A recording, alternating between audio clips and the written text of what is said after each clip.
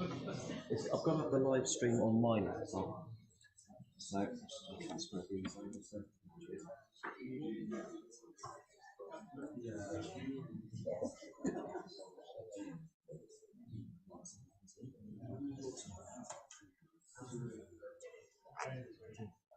stuff in there.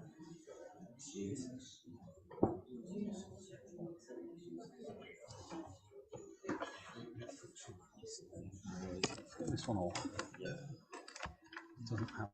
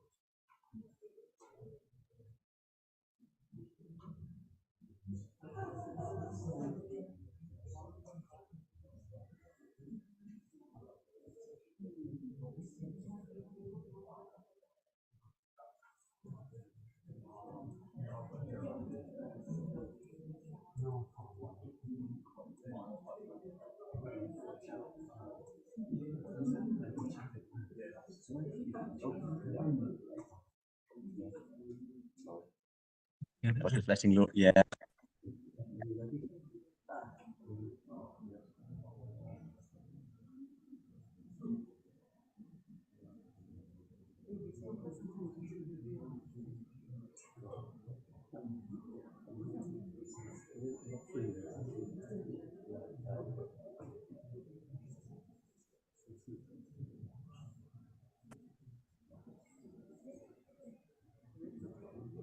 Okay, we're back in.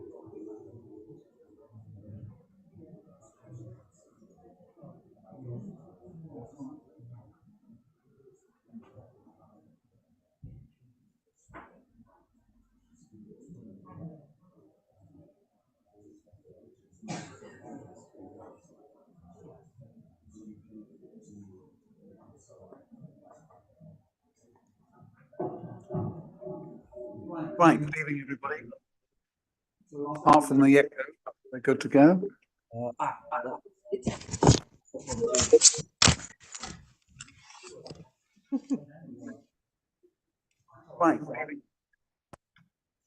apart from the echo, good to go.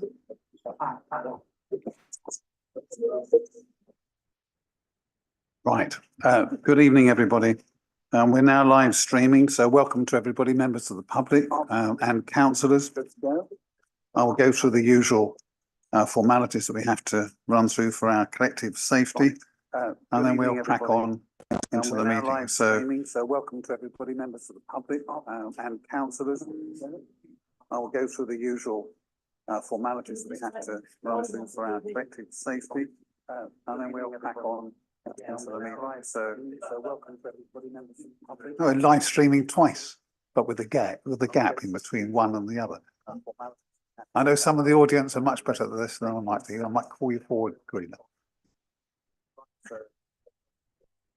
All right, live streaming twice, but with a gap between one and the other. I often said you can't stop David King talking, and actually they are.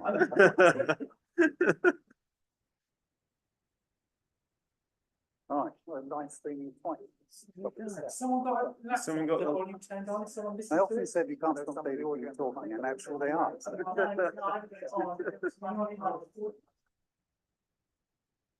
All right, live streaming twice.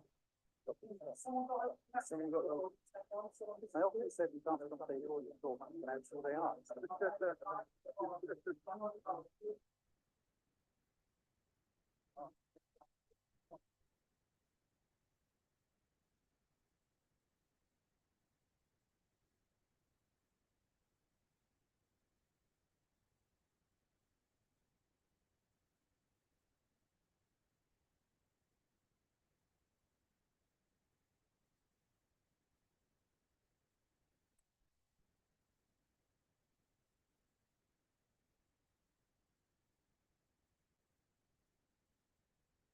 It's about the only time I've got everybody's attention. We need more technical faults. No, we don't really. All right, okay, we seem to be on. So, right, okay, look, you all come in the building. If we had a fire or an emergency, we'd all have to leave it. We'd have an alarm or somebody would start shouting loudly. We'd leave the town hall down the back main staircase or back staircase to the high street or to the car park behind the town hall and to Runwood Street. In case of disturbance, which requires a cabinet to withdraw from the room, councillors should withdraw to the mayor's parlour using the doors behind me. Wait for further advice. This meeting is eventually being streamed live over the internet on the council's YouTube channel and will be available to listen to afterwards. Use of mobile phones and other devices, including cameras by visitors and members, is fine, but please use them discreetly and do not disturb the meeting. Silent, no voice or flash, please. Microphones to be used at all times, so that's speakers who come to the cabinet table or members around it. Now, I should explain, for those who are not aware, the Cabinet is the main executive body of the Council. It is responsible for day-to-day decision-making on all Council services and makes recommendations to full Council on major policy issues and on the Council's budget. Cabinet is made up of 8 councillors, one of whom, Michelle Burrows, is unfortunately unwell and unable to join us. Each of those 8 responsible for a particular range of services. I'll introduce myself and then I should go to the far left with excitement. My name is David King, leader of the council. Councillor Paul Smith, portfolio holder for housing. Councillor Natalie Summers, portfolio holder for communities. Richard Clifford, Democratic Services Manager. Andrew Weavers, head of governance and monitoring officer. Lindsay Barker, deputy chief executive. Good evening, Councillor Mark Corey, portfolio holder for resources. Good evening, Councillor Luxford, portfolio holder for planning and environment and sustainability. Thank you. Martin Goss, Mile End Ward and Neighbourhoods and Waste. Councillor Alison Jane, portfolio holder for economy, transformation and performance. Okay, right. Item 2, urgent items. Sorry, none, Chairman. Item 3, declarations of interest. Are there any to declare from cabinet members around the table?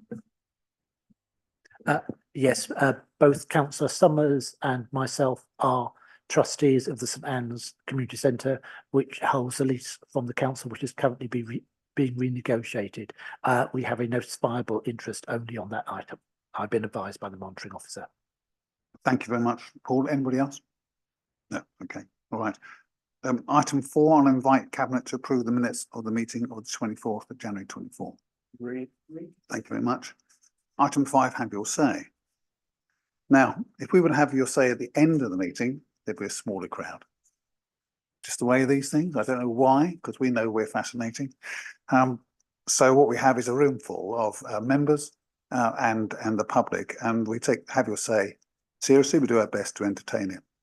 I've got to say to you that is at the expense of us and our business often. So I want to be very clear about this. Everybody should have been told when they arrived, but let me just sort of spell this out. Exceptionally, unless we really do lose a lot of time, I'll give time for each of those listed. But I have to say, you must keep to the 3-minute limit, right? So it's 2 minutes, a bell and a minute. If you can keep it to less than 3, you'll be doing a service to us. You'll be doing a service to those waiting in line. And there are, as you can look around and see, quite a few of you. Unless somebody else puts a hand up now, in fact, no, I'll be clear. I'll only take those who've notified that they want to speak. I know that on some subjects, there's a couple of speakers, so I respectfully will ask you to come and speak on that subject, and then we'll give you an answer for the 2 or the 3 on that subject. I hope everybody will understand that's efficient in time. It saves us repeating ourselves to each of you and have you afterwards leaving thinking, why didn't they say that to me? Right? So we have to have some discipline tonight. If we run too far on time, then I will just curtail it. So it's down to us all. So members of cabinet, we need to keep it brisk. I'm very happy that we acknowledge and come back to you, and that's the fallback for us if time just runs away. We've got an awful lot of business. The visiting members, can I ask, given that all of these subjects have been through a mixture of governance and audit and scrutiny, and several times, and informal and formal, as well as full council, that we can't just bear that in mind. So on the general have your say, the same 3-minute limit applies, as we all know who have come to the table. But if you could bear in mind that we've been through this a few times before, I don't stop ever the right to come and speak, but can ask you to bear in mind time. All right. So the first speaker in the order I have in front of me is Melina Spendidaki. Melina. Now, Melina, you've been here before, so you have. So please make yourself comfortable, press and turn yourself on, so to speak. 2 minutes the bell, yes, and then a minute to close, no longer, please. Thank you.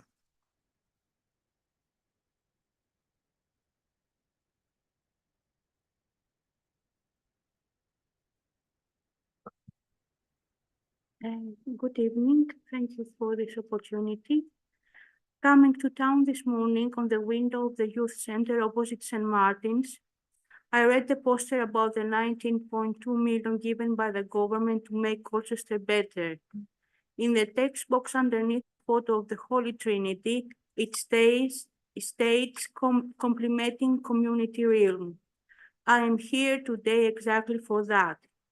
Since I submitted my bid about the Holy Trinity, I have been approaching as many community groups, religious and other, as well as individuals, particularly homeless, including those in temporary accommodation hotels, to ask for their opinion. The majority say it is a good idea, and I have even started getting signatures available to view.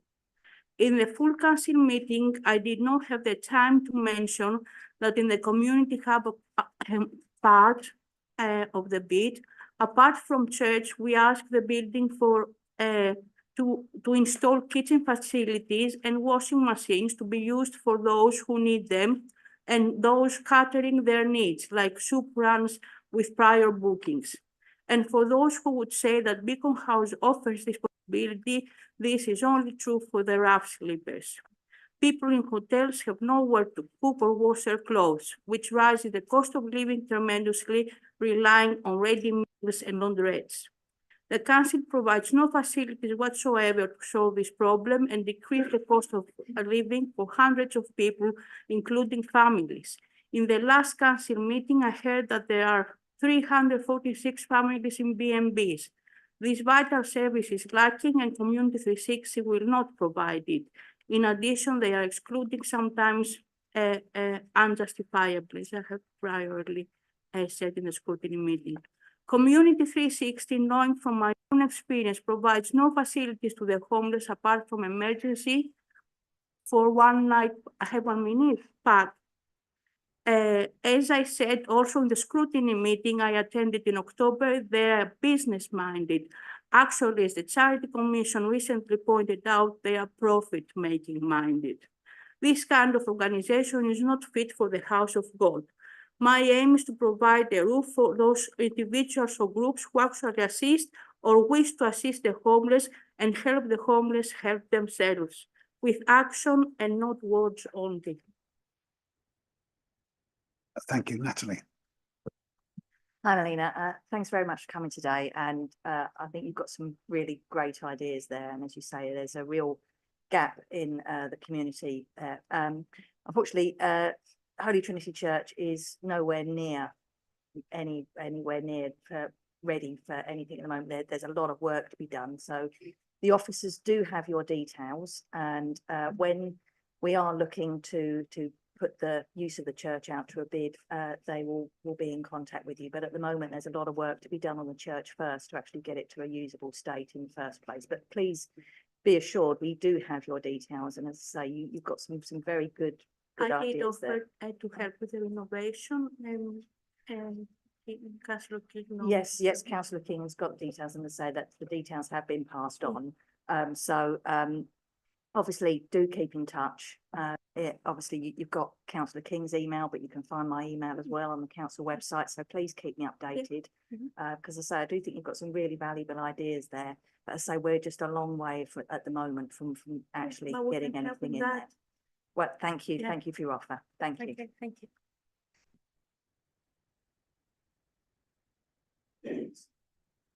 Thank you. The next speaker is Richard Martin on Middlewick. I understand that Mr. Alan Short would like to speak also.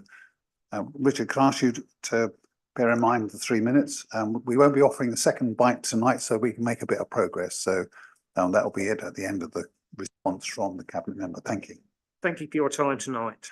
The Oxford English Dictionary defines the word independent as not depending on authority of another, not in position of subordination or subjection, or not subject to external control or rule. This is a copy of the brief given to the independent ecologist given the task of surveying Middlewick Ranges. This is not an independent report on Middlewick ecology. It is a report by an independent ecologist that the planning officers have asked for, with the emphasis still on building 1,000 houses. It asks the ecologists to inform the council master plan for the site and in advance of a planning application, identify areas of lower significance for botany and invertebrates, detail areas of the site allocation where development should be avoided, recommend mitigation and compensation.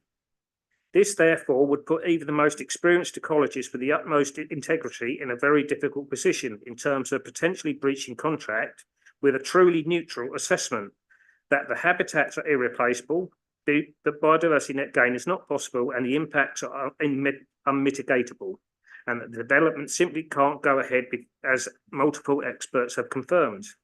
Effectively, in order to honour the contract, they would have to accept the fundamental premise: the development is going ahead, tell us where we can build, and under the biodiversity net gain principle of avoid, mitigate and compensate for harm to biodiversity interests. Yet this brief misses out the avoid part. This doesn't sound very independent, does it? A full independent survey would have none of these constraints, and one question should be asked: is Middlewick too valuable to build on? Several times this council said an independent survey would take place. Under the definition I started with, does this sound independent? Is the council now not upholding the promises that have been read out by you several times? Last night's scrutiny meeting, Councillor Luxford Vaughan indicates she had not read the brief directly, but instead had taken assurance that an independent brief by planning officers on face value. And again, we find ourselves in this awkward moment where we come along and we tell councillors information they should already been told. You keep telling us to trust the process, but how can we trust the process when we keep finding stuff and the cards are already being stacked against us? Thank you. Thank you, Richard. I don't accept that. You won't be surprised. Other speakers on Middlewick, if you'd like to step back, Richard, that's all right. And Alan, would you like to come forward?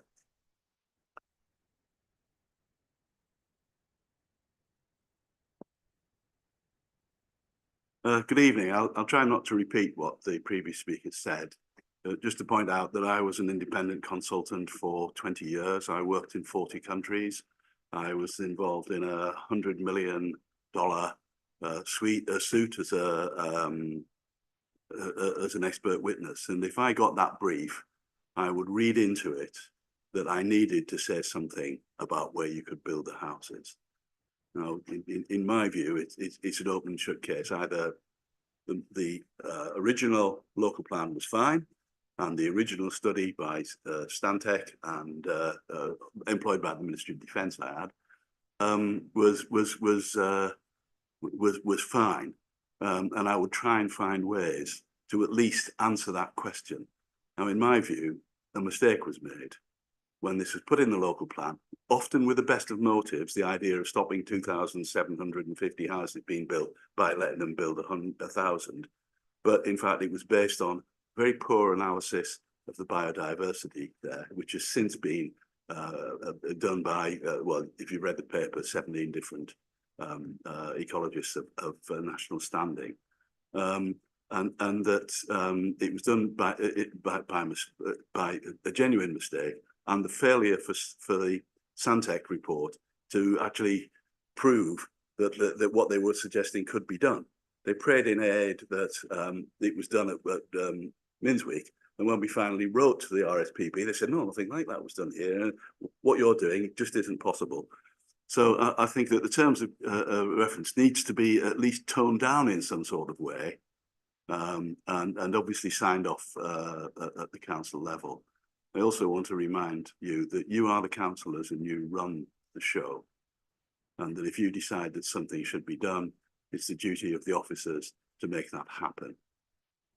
So if you decide that you want to take it out of the plan, then the officers can give you the plans, the way to do that. Thank you very much.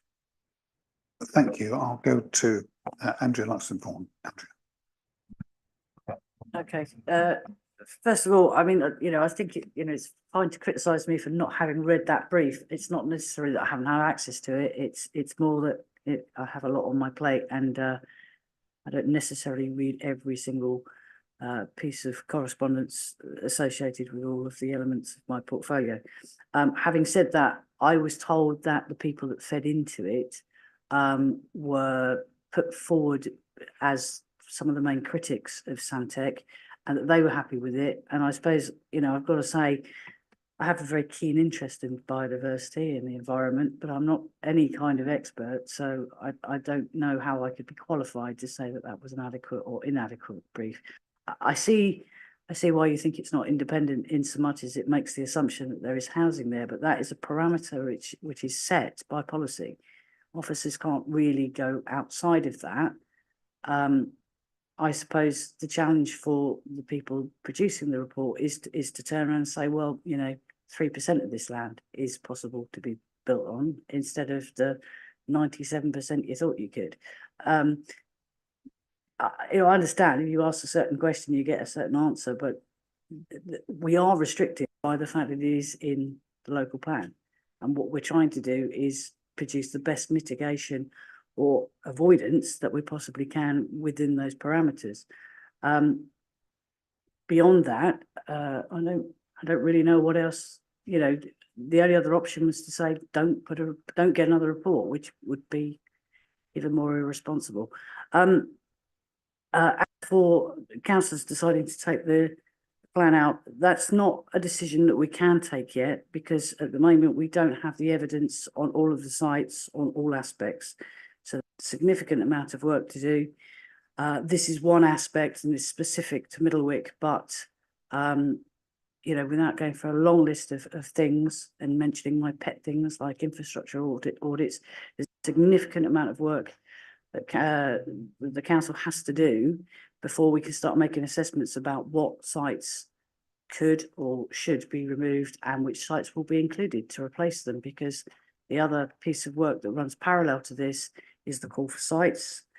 And obviously there's lots of people very worried about lots of sites that have popped up all over the borough that may or may not meet the criteria to stay within within the call for sites, as in they may or may not be the right sort of places to develop. I mean, I'm sure all of us as ward councillors will say everything in our ward is not okay to develop on, but there's an assessment to be done. There's a methodology that has to be followed to do that. And at that point, a plan, the reviewed plan, will be put before councillors. Now, then there is a decision to make whether or not to take that to hearing. That's the only decision councillors have. And then it is down to a government inspector to say, I accept your plan or I don't accept your plan. Now, if the scenario is that we've taken Middlewick out and put other sites in to replace those numbers, an inspector will want to see the evidence base to say why that's justified. And if it's not justified, he can make the decision to say, no, you can't take it out. There is a process we have to follow. Trust me, I've looked at every possible avenue that we could duck or dive around this particular issue, but actually we have a framework in which we have to work, and that is the best way that I can explain what that framework is at this stage. Thank you very much. I have next Sir Bob Russell. Sir Bob.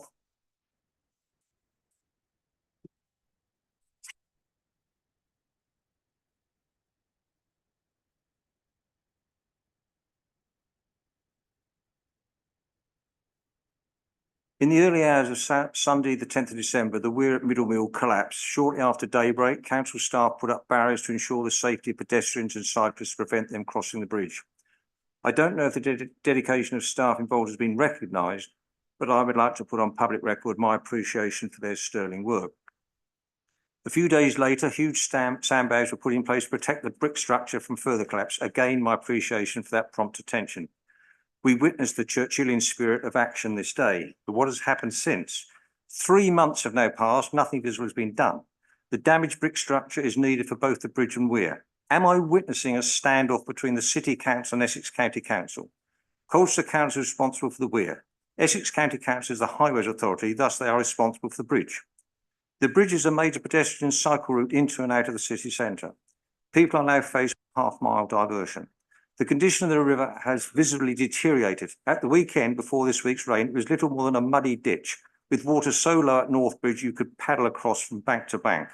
It was barely a tenth of what it normally is. The bank on the southern side next to the bridge is already showing signs of drying out. With a hot summer due, further drying out resulting in the bank crumbling, potentially resulting in the riverside footpath becoming unsafe. Even after all the rain we've had this week, little more than an hour ago, the river is less than half full. The equilibrium of the river has been markedly changed. Upstream of the weir, a lower level of water, usually desperately lower. Downstream, the level is higher than normal. Why has nothing happened to get the level of the river back to the level it historically has been? There was a mill here in Saxon times before the Normans invaded and built the castle. The river's had a weir at this location for some 1,000 years. Why is the bridge still closed for pedestrians and cyclists?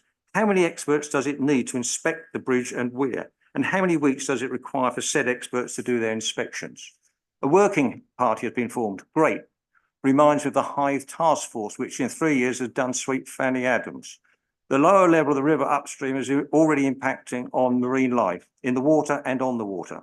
Vegetation on the riverbanks has literally been left high and dry, with 2 trees already tumbling into the water. What has happened to the council's boast of a strategy to protect and promote biodiversity? My suggestion that we ask the Army to provide a Bailey Bridge has been dismissed. As a matter of urgency, I urge the council to get more large sandbags placed at the location of the weir in order to restore the river level to which it has been for the past 1,000 years. Unless this happens, then the future of Colchester Canoe Club is at risk. Also, North Bridge is in a conservation area. A river with little water is not picturesque. If one of the listed cottages there had its roof blown off in a storm, the council would require that a replica replacement was provided.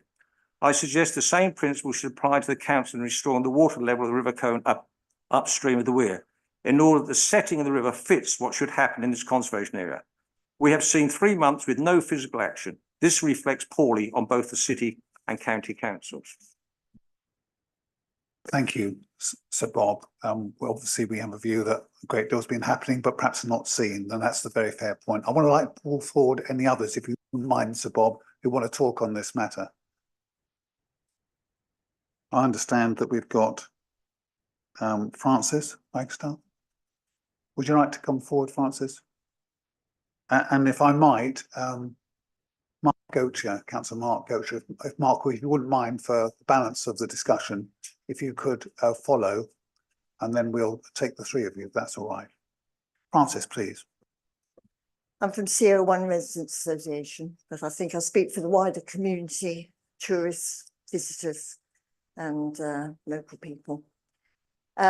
We want a temporary bridge now, please.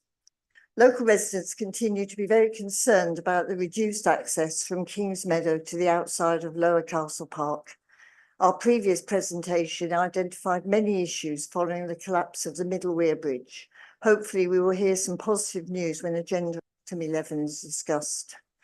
Meanwhile, our current thoughts and observations are: on the positive side, the barriers either side of the collapsed bridge have been strengthened after concerns were raised about them being breached and pushed down. Thank you very much for that. On the negative side is the signage.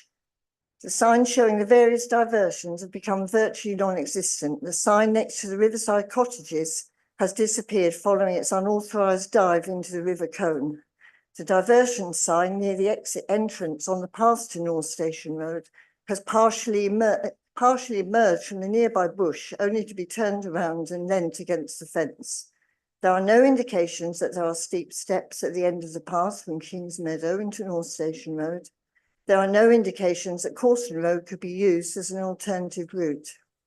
In summary, there are many indications that in spite of our previous requests re-signage, it appears that neither monitoring or clear diversion instructions have been put in place. Our other concerns highlighted safety.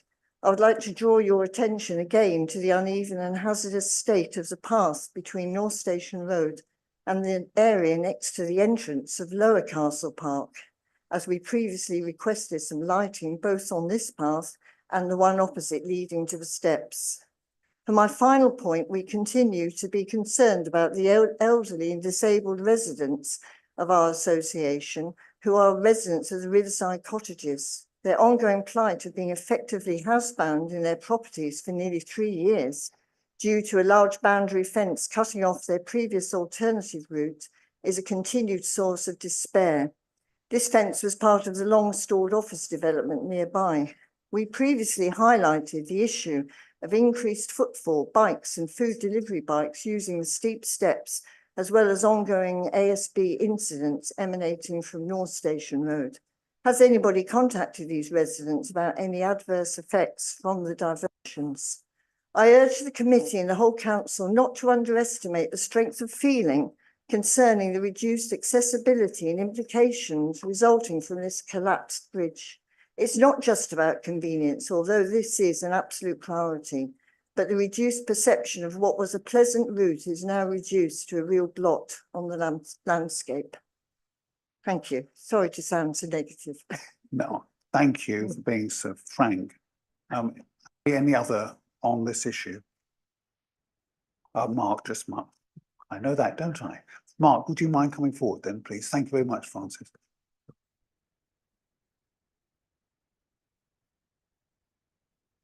Thank you, colleagues. From the previous two speakers, you've heard a flavour of what's appearing in my inbox at the moment. And I think that the real issue here is there's a perception, it is a perception that nothing is happening, and that there's basically it's not being treated with the sense of urgency that it really needs. And so can I ask that please we do something about the communication of what the council is doing about this, because it's a real serious matter. I mean, there is a real serious fear among residents on Riverside Estate about potential future flooding, because of course the water is flooding, well, it's going down, there's no proper weir. And I think the fear is what happens if you raise the weir at East Bridge because of potential flooding dangers further down the line, you know, with high tides and rain. Does that not trap the water around Riverside Estate? And I've seen a map where it is a potential flooding risk on parts of Wells Road and those houses by the side of the river. So that's a fear. In terms of the North Station Road area, you've heard from the previous speaker about the plight of the people in the cottages. Why are we unable to tell that developer to open the path that used to allow them to go round the side, because it is an emergency situation? And of course they're basically trapped because if you're elderly, those steps are steep. And there's another fear now about what happens when the events start in the park. And Kings Meadow is used obviously for car parking facilities. Will people be diverted down past those cottages en masse and round when there's an event because they can't get over the bridge? So what is happening with that bridge? I mean, why exactly is the Bailey Bridge, the Army proposal, so unfeasible? And how long? What is the potential timescale with this? Because naturally, people are very, very worried. And can we please do something urgently? Thank you. Thank you. I'll pass to Martin just a second. If he won't mind, I'll say a few things. Thank you, Mark. I'll let you go. To all our speakers on this subject, so Bob, Francis, and Mark, thank you all very much for being so clear and being so frank. Martin will talk you through some of the things that are happening. What we will do next week, I think we should have to do this, given the range of issues, is get out a point brief that picks up every one of the issues that have been reinforced or raised today. I'd like if we can arrange it for us to meet on site and to invite those of you who can make it to join us down there.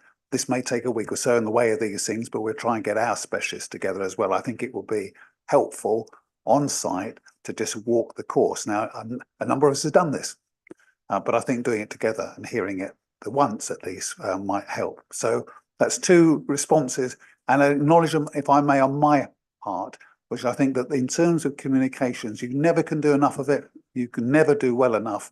And when it comes to signage, you have to kind of invest in different ways to make sure that the storyline of what's happening is physically available. It's one of the things we've learned in the regeneration work around the city centre. It takes a little time to do well, but putting up something which shows somebody who wanders up to a much loved bridge to say where we're at and what's happening and to update that story in the forms as well really matters. So that's an initial response from me to acknowledge and to address this in person with my good colleague Councillor Goss and with those we can get together who have the deeper knowledge. But it is, I'll just say this and go to Martin, it is hugely complex. It is taking time and energy. It will take a huge amount, I'm afraid, of commitment and spend, but we're up for the principle of it. Martin, can I ask you to walk through and take this where you need? Yeah, so let's walk through exactly what happened. So there is a working group that's been set up comprising of the estates team in Colchester, parks and open spaces, health and safety and corporate governance, alongside the relevant ongoing partners and communication team. So at this moment in time, protection was installed to try and prevent further loss of the structure. Consultation and communication has been going on with the Canoe Club, the CO1 Residents Association, Civic Society, Colchester Natural History Society and Friends of Castle Park. We've had to consult with the Environment Agency in person and in various meetings and feedback, particularly obviously concerns raised about the river levels. Well, that ultimately is the expertise of the Environment Agency. We've spoken to Natural England, Essex and Suffolk Rivers Trust, Essex Wildlife Trust and Anglian Water. We've been in correspondence with Heritage England. The asset is not designated and is not on the at-risk register currently. There's a heritage statement underway with the Essex Place Services, and there is an update report that's coming to the scrutiny panel as well to actually discuss this whole issue. High-level costs removal of damaged structures has been obtained, and they are quite significant. Initial basic structural survey has been undertaken of the weir, with follow-on works recommended for additional surveys before removal of damaged structures to be undertaken. New structural engineer has been quoting for the next stage of works, and this is to carry out condition survey of the Cricket Club Bridge and ascertain the maximum weight limit and consider cycle access limitations. We're awaiting the quote and the timescale for this work, and there will probably be some other follow-on work following that survey. And then we also need to prepare a 3-dimensional laser survey of the weir to create plans of the as-was structure, and then carry out various surveys to ascertain the state of the remaining structures to inform specification contractors to carry out removal. And again, we're just awaiting a quote and timescale for that work. We're also talking to cafe leaseholders at Castle Park regarding any impact on their operations. A meeting was held on the 7th of March with Essex Highways to discuss where we are with the works and the sharing of information, etc. Working on a joint comms strategy at the moment, and around safety concerns on the bridge as well. All of this is being carried out as part of the survey work I've already mentioned. Meeting was held with Colchester Canoe Club on the 5th of March. And they've also asked us to consult British Canoeing. The MOD we've spoken to as well about the Bailey Bridge idea, and we don't currently believe the council will meet the MACA requirements and don't have the resources at this time to pursue it further. The diversion remains in place at Mill Bridge with daily monitoring of the bridge by the park rangers. The fallen tree, as we've seen, the work has now partially been carried out to remove that, and ongoing work will continue, requiring lower water levels to complete it.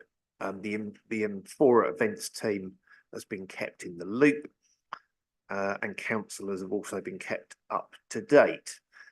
What we're working towards is a potential shorter daytime diversion route over the Cricket Club Bridge, as I've said, if the survey is favourable and arrangements can be put in place with the cricket club, because don't forget they have the lease on that area, on the land. We're still several weeks away from that at the moment, as we need the lower river flow to get we need the river flow to basically slow down, get lower, so we can actually get under the bridge to complete the survey. And we need to remove any failed structures to prevent further damage as well, and deal with the water levels. So we're working with Essex Highways on that, and the timescales will be dependent on that survey work. So there is a lot of work going on. That gives you a flavour that behind the scenes there's lots of meetings, lots of consultation. Some of it is weather dependent, but we will ensure that we communicate with everybody and continue. But this is not a 5-minute piece of work. It's complex with various landowners and stakeholders, and we need to ensure that we follow all of those relationships, partnerships and survey work correctly, to ensure that we get all the information so we can look at all of the options and get all of the right costs, so we make the right decision for the people of Colchester and the local residents. Thank you very much. My promise stands. We'll be in touch with those who raised the issue, and we're aware, we take the comms point, and we see whether we can't arrange a productive gathering for those who are interested. So thank you, Martin, for giving the rich picture as part of that. The next person I have on our shortlist tonight, Tony Chield. Tony.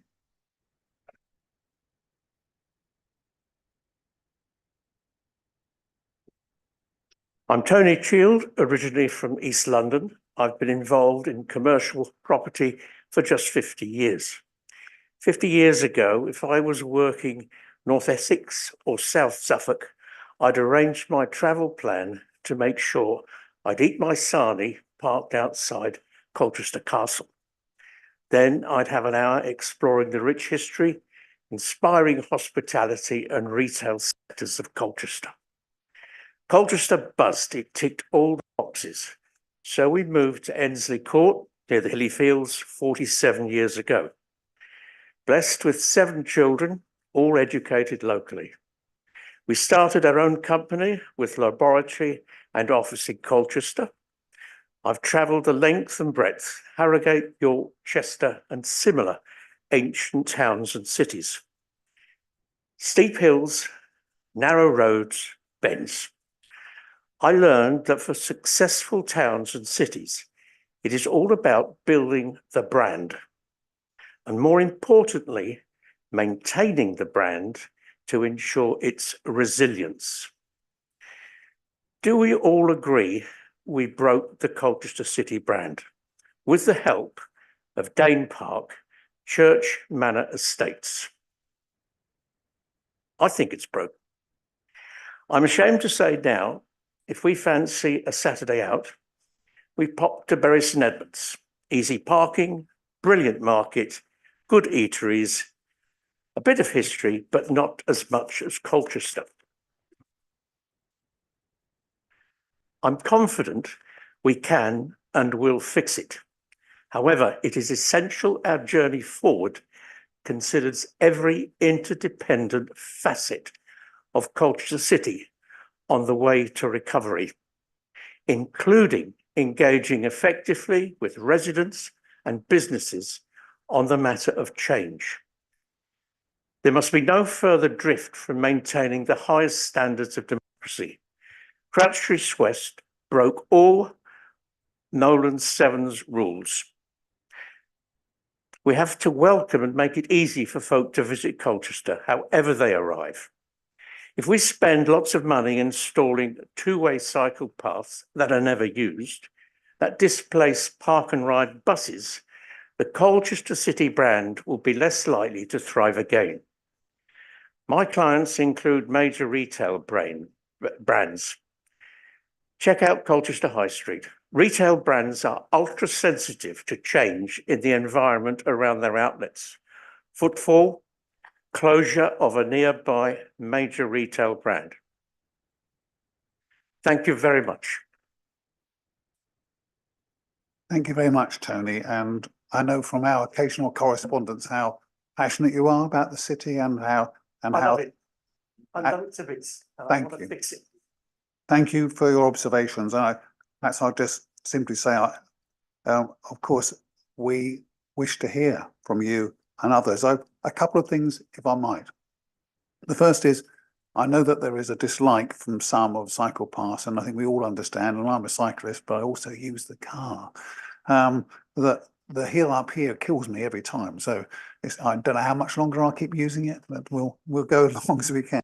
But it's part of the, to be serious, it's part of the reset balance we need to have, which is to make it possible for health, exercise and well-being for it and for our children, the next generations, for them to have a chance of safely going on a bike. And as we were discussing last night in scrutiny, we have fragmented cycle paths, and investment in joining them up and improving them, although it will have some downsides, is the right thing to do for the reasons I described, and actually has a benefit in the round if you have suitable alternatives also to just the car and the vehicle, to congestion. It reduces it. You've got more people who do the last mile by foot or by cycle. Your wider points completely get. I think there is some positives that we see that I hope others might, and we have an engagement which I think is really rich. We have 200 strong plus residents panel. I think it's fantastic. People want to tell us what they think and offer a view. We get some thousands of people on some of our bigger consultations, and the good news is at least some of the time we're able to absorb some of that with our county council partners. We know that the business improvement district in the round have a positive view of the city, a really positive view on the city, looking at investment and vacancy and occupation. And we think city status in the round has added to reputation, got us on some lists of places to go. And we know that this week, 30, as an example, 30 leading tourist agencies have been coming round and looking at the city. So there are some real bright points, whatever the angle we have about our city. And I would commend it accordingly, and thank you for your observation. Thank you. Alderman Gerard Oxford.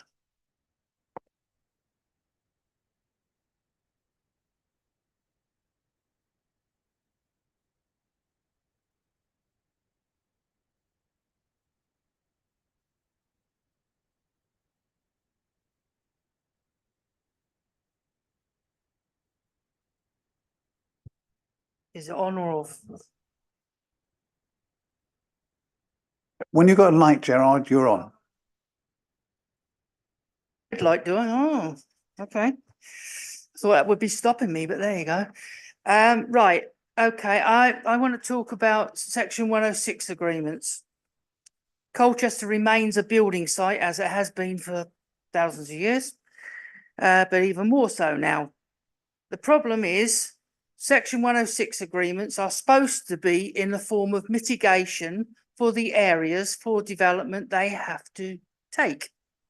Sadly, it's not. My experience of over 22 years is that the wards in which the development comes do not benefit from the Section 106 agreements. The money gets siphoned off and spent elsewhere. For instance, High Woods money has gone to highways, buses, Northern Gateway, Sports Hub. Yeah, that's just a few. Sports Hub was what, 28 million to build and is losing over $1 million a year. That's really good. Whereas the ward has had nothing. Phase 2 of the ward was started in 2000, and that's over 2,000 properties, and not a single child's play area is in there, nothing at all. And again, the money has gone elsewhere. And I know that the Mill Road site, the remaining site in Highwoods, the Section 106 agreement has already been signed where it's going to go to Northern Gateway and elsewhere. So the ward in which the development has happened does not benefit from any of it at all. So the community doesn't get a community centre, they don't get sports, youth facilities, they don't get anything at all. And my call is that this needs to change for any ward and every ward that has to sustain the development. Because it's just not on that they're just used as a scapegoat to take all the housing and get nothing. It's just not on. And this has happened, well, it's all of my time on the council. I've been lobbying for all the time I was here, and others too. And the point is that we need to change this, because at the moment the decisions are being made by a few councillors and officers. The ward councillors certainly are not engaged in the decision making of where the 106 money goes. During my time, we were never invited to be involved in that at all. And that's for over 22 years. So I'm assuming it's the same for other wards. So I'm just putting out a plea that start to try and get the thing in the right order. And that is that the people who haven't put up with the development get something by way of mitigation that they currently do not get. Thank you. I'll start and you finish. Just, I mean, obviously the way the 106 is divided up, some very large chunks go to highways regardless. There's not a lot we can do about that. There's another chunk that goes to a central pot, which will pay for things like the leisure centre or Castle Park. But as far as I know, and certainly I can only be ward specific because it's the only thing I can actually monitor, the sections that have to come to the ward come to the ward. Now, as far as, again, I've not been a councillor as long as you were, but in all the time I have been a ward councillor, and certainly before that, nagging at the ward councillors, the sign-off was given to those ward councillors. Now, they didn't necessarily get a choice in what it was spent on, but it was always a community-focused thing. So I think without examples of what you're talking about, it certainly isn't true for Wivenhoe ward, and I would be very surprised if it is for others. But you know, I can investigate an individual case and try and track down why it's disappeared to go somewhere else. All of the ones I mentioned are not in Highwoods ward at all. None of them. Thank you. If I could just, thank you. You and I just finished. Thank you very much. You and I have spoken and had an exchange. I will go back to officers to get a fuller list of what did or didn't happen in the narrower sense, if I can, of Highwoods ward. But you've made a point which we all, that's very interesting, which we do take, which is there is a balance to be struck, but local engagement, which is what you are urging, should happen, and some illustrations that experience that it does. But thank you for your words based on that long experience, and we'll come back to you with a bit more detail upon the local examples to which I know you may be making reference. Thank you very much, Gerard.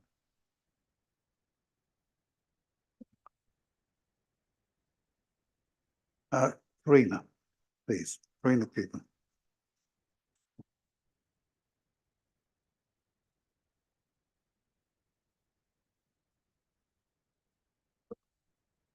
Good evening. On the 13th of February, when challenged about fraudulent 5G applications, Council stated it was not the responsibility of Council officers to check the information provided by companies declaring to conform to ICNA guidelines. This assertion was incorrect. The Planning Inspectorate have confirmed in writing, and I quote, "We are aware of questions being asked about the use of fraudulent certificates in 5G mast cases. It is important to note, it is the responsibility of the relevant LPAs to ensure any certificates submitted as evidence as part of the application are valid. Why do councillors and council officers persist in making false claims? The days when the public might naively believe whatever the authorities say are over. With trust lost and councillors' obligations to act lawfully and transparently, evidence is required to support any claims. Many councils are being confronted with questions as to the safety and legality of mast installations. This council is in breach of the National Planning Policy Framework, Section 121C, which states applications for electronic communications development, including applications for prior approval under the General Permitted Development Order, should be supported by the necessary evidence to justify the proposed development. This should include, for a new mast or base station, evidence that the applicant has explored the possibility of erecting antennas on an existing building, mast or other structure, and a statement that self-certificates that, when operational, International Commission guidelines will be met. How is it possible for council to fulfil its stated responsibility to ensure certificates are valid when the applicant does not exist?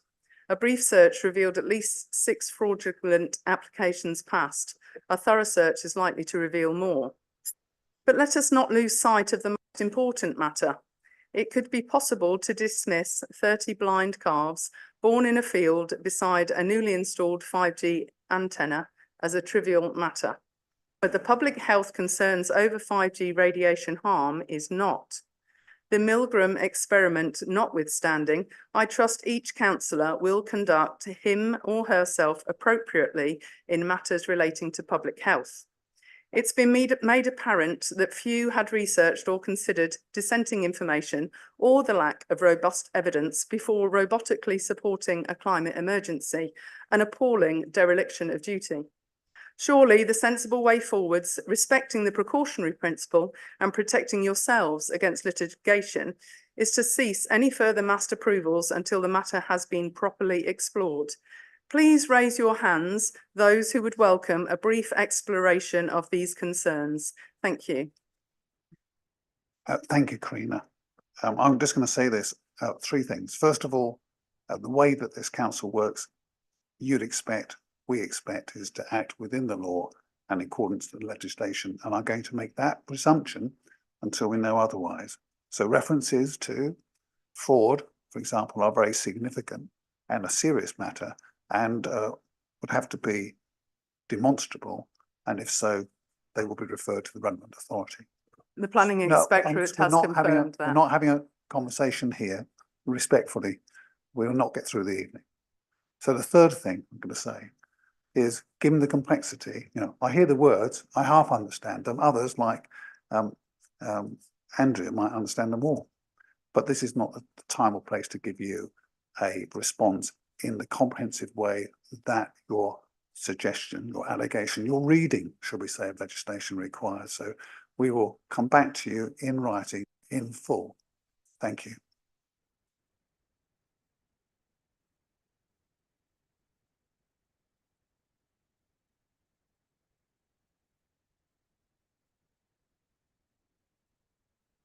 I think it's Bevan Waghorn. Sorry, Bevan, come forward. Thank you.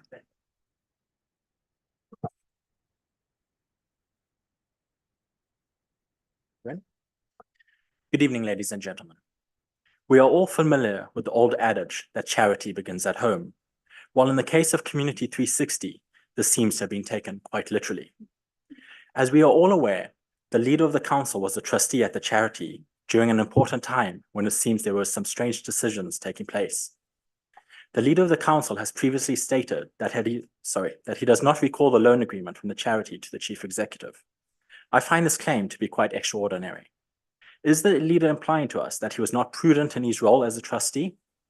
According to the government's official website, there are 6 main duties for a trustee of a charity. 1, ensure your charity is carrying out its purposes for the public benefit. 2, comply with your charity's governing document and the law. 3, act in your charity's best interests. 4, manage your charity's resources responsibly. 5, act with reasonable care and skill. 6, ensure your charity is accountable. Will the leader of the council now be fully transparent and provide us all with clarity on what he knew about the loan? Or would he rather admit to failing to live up to the 6 duties of a trustee to act responsibly, reasonably, and prudently? Thank you very much. Well, thank you very much. I think, Bevan, this has been in the public domain, so I'm just going to restrict myself to a few points of, I hope, fact. So, yes, I was a trustee for a period. That's fact and out there. I have made plain that I share a responsibility with other trustees for decisions in that time. There were 3 issues raised in terms of concerns about this organisation. And I was able to respond to 2 because I could genuinely recall conversations of that time around those 2. I was not clear, and given the importance of it, did not want to comment upon the 3rd, which happens to be this loan. I have sought information from Community 360 to help me, but I've been unable to obtain that. That's their right not to share it after the event. It would have helped me be clearer about what I saw or did not see in this period in 21, 22. Now there's a sensitivity here to the organisation and how it's treated, and the assumptions made about me you can make. Perhaps I didn't show the due diligence that I should have done. I did my best to help and assist without reward a charitable organisation that's done a lot of great work across the city, and I gave them some of my time. I will have to reflect upon that, won't I, as to whether I gave them enough or paid them enough attention. Those who know me well know that I am, in normal circumstances, diligent, but we're all subject to that painful clarity, Bevan, that comes with hindsight. And I'll have to reflect on that when this matter is over. I'm not going to make any other comment about a conversation that's still running between the partners of Community 360, this council and others. I've not been involved in any of those past decisions for that organisation. I should add that. And I'm not involved in the detail now, but I want to see a good future for Community 360 and their partners across Essex, as the thing we should really focus on is the importance of the work that they do alongside other partners. Thank you.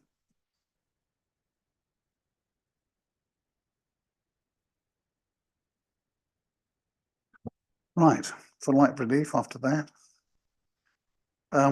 Julie Young, Councillor Julie Young.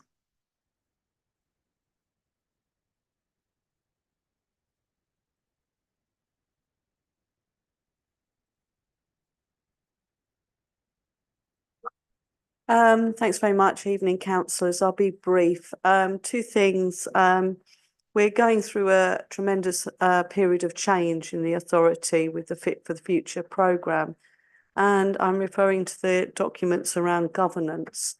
I do think it is time for us to review our governance procedures here to make sure as many members as possible actually get some oversight of what's going to happen in the years ahead as we move forward with that programme. So I just wanted to make that point and urge you to consider changing the governance arrangements. I know last night, once again, scrutiny was here till 10 o'clock. It's a heavy burden for those members that sit on that committee 4 hours, and they've had a lot of meetings, and I think we need to look at that. Some of the members on that committee do professional jobs, some of which get up very early in the morning. And that length of meetings isn't helpful to anyone. It doesn't give them the time to actually devote to the serious business that they've actually got to focus on. So I'll leave that with you, Leader. The other thing I wanted to just mention was the KPI on relets, which is quite way down in the agenda today.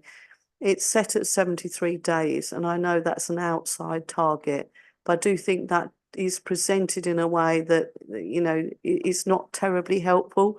The standard is 28 days at the moment. I know we're on performance levels of about 42 days when I last looked. I think that has come in a little bit, but the kind of pressure we're seeing in terms of use of temporary housing for people means that we need to be doing absolutely all we can get those relets ready as soon as possible. So I wanted a bit of a response on that one too.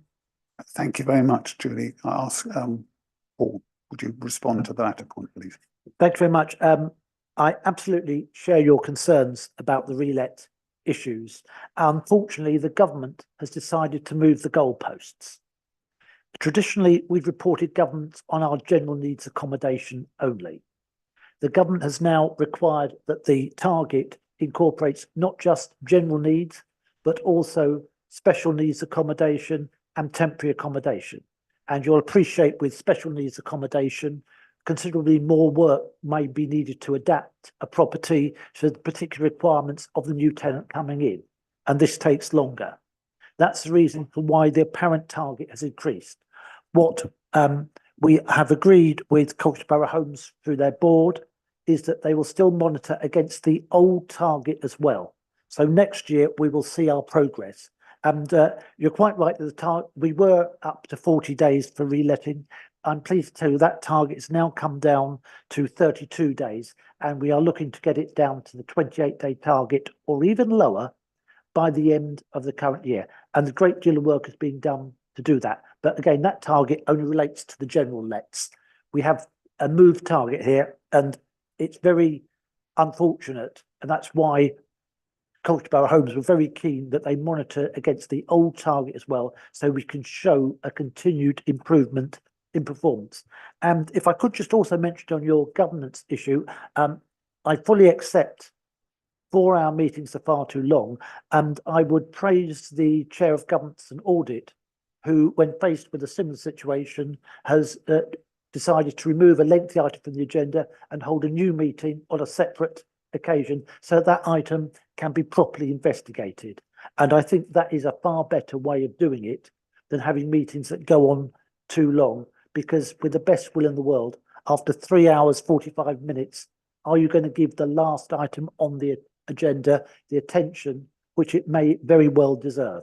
So thank you very much for those points, Councillor Young. Thank you, Julie. On the latter point, I think a thorough governance review is something we should look to do with the cooperation of colleagues. Councillor Dundas is here. I won't quiz him on the moment, but we ought to have that conversation offline about how we might run ourselves more effectively.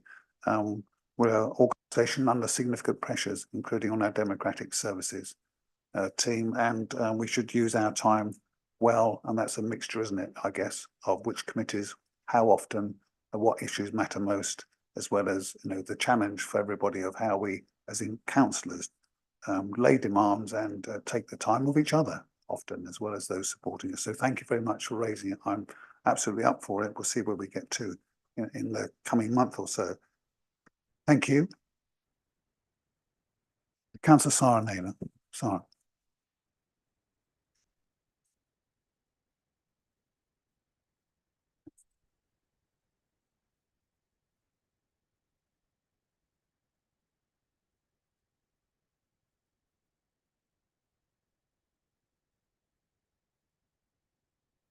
Good evening, colleagues. Thank you for the time. 6 years ago, Council promised residents it would build much needed homes on a site near Mill Road as part of the Northern Gateway Grand Vision. Residents were promised, in return for sacrificing green space and the rugby club site, they could expect affordable homes to be available for families in need by 2022. Today, it's a wasteland and an eyesore. Instead of action, there's dither and delay while debt piles up. Not a single new home has been built on Mill Road site. And yet this cabinet, a Liberal Democrat cabinet, still insists it can be a DIY developer, despite there not being a shred of evidence to support this. Homeless families can't live in broken promises. Mill Road site is a money pit.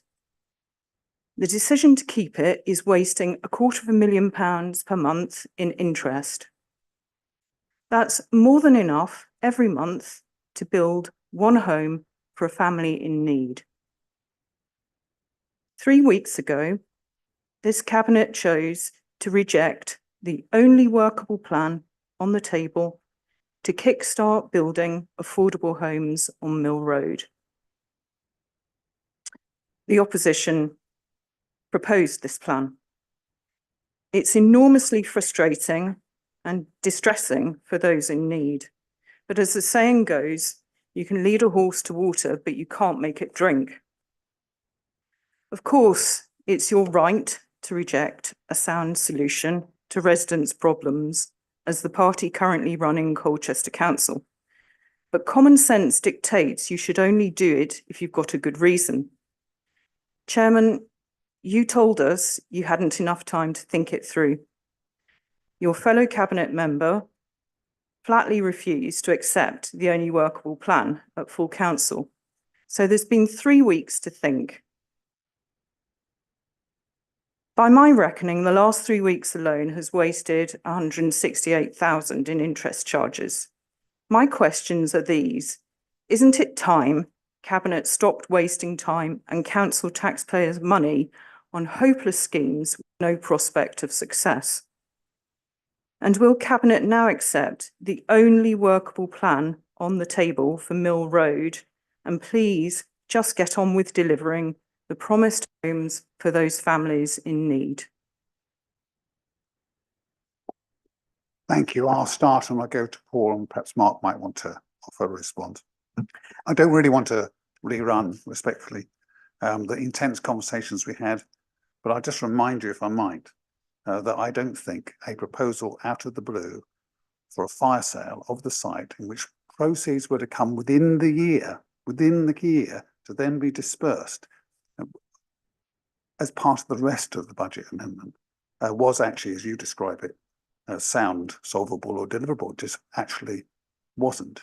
Now, the intense discussion we had was around what to do with that site, and it's worth reminding ourselves of 2 relevant things, or 3. One, what's happened, a pandemic, a huge disruption to supply chain, and it taking 4 years to get agreement on the absolute obligation to deliver improvements to Junction 28 for that site in any configuration at all to be used, all of which we knew, for which we secured £5 million. So it's absolutely not true that we've spurned a workable alternative. And we've had a very open door. We'll continue to do that. What we have is a different approach, which is to develop that site in the most effective way with partners, all of which to be shared and shown and transparent in a way that meets a variety of needs, including housing within the planning permission that will constrain alternatives, I hasten to add. Let me go to Paul and Mark if they want to round that off. Thank you, Leader. You've taken out the first one of the reasons I had for why the site wasn't developed. Of course, there were some others. Liz Truss's budget, that wrecked the economy and forced interest rates up. As a consequence of that, the number of houses started in Colchester last year were 350, a lower figure than for decades past due to the mismanagement of the economy. So to blame this administration for the actions of the government is really, I think, a little unfair. And can I also correct you? Wasn't this cabinet that rejected the proposals? It was full council. Cross-party rejected it because it was not a sound solution. I mean, we also had, if I recall at that same meeting, a proposal that we should save £2 million in interest on the HRA and cost ourselves £7 million in extra temporary accommodation.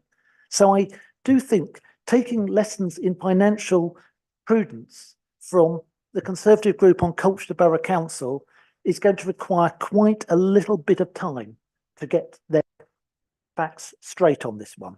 So I really do think that from all that's been said here, the issues that we've got are far more complex than what we've got. And the prospect now, from what I'm hearing, we're not meant to be getting the proceeds within a year. We're meant to have got the proceeds immediately. Please. I think you've said it all, Paul. I'm slightly fed up with this rhetoric, actually. Please come and talk to us about the finances, because we're not losing the amount of money you've just been talking about on interest either. So I happily talk to you about that, because I don't want that going out into the public and scaring people, because if those figures were correct, it would be ridiculous. But the 2 others have already said what I wanted to say, so thank you. Thank you. Okay. Thank you, Simon. You're obviously not allowing comebacks on this, but given your comments, it is probably grossly unfair to not allow a comeback. I'm not going to do that, Sarah. We're giving time to everybody, lots of times. Let me go on to the next speaker, please. We are an hour and 20 minutes in. I'll just remind everybody, we haven't started our agenda yet. So I don't think we can be accused of intolerance in any sense. Martin Warnes. Councillor Martin Warnes, please step forward. Thank you, Martin.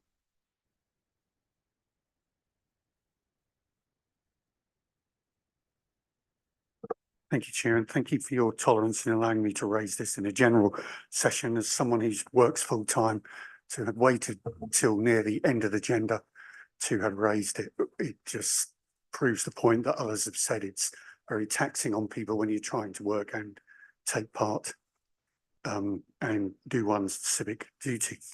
I wanted to talk about the same issue that my group leader, Councillor Young, has raised, which is the 73-day performance indicator. And yeah, I mean, I understand what you've told us, Paul, and I can see that if you were introducing special needs properties, that would create extra complications. But I don't think that provides a whole answer, if you don't mind me saying. I mean, I've been around Colchester a while and indeed worked for Colchester for a while.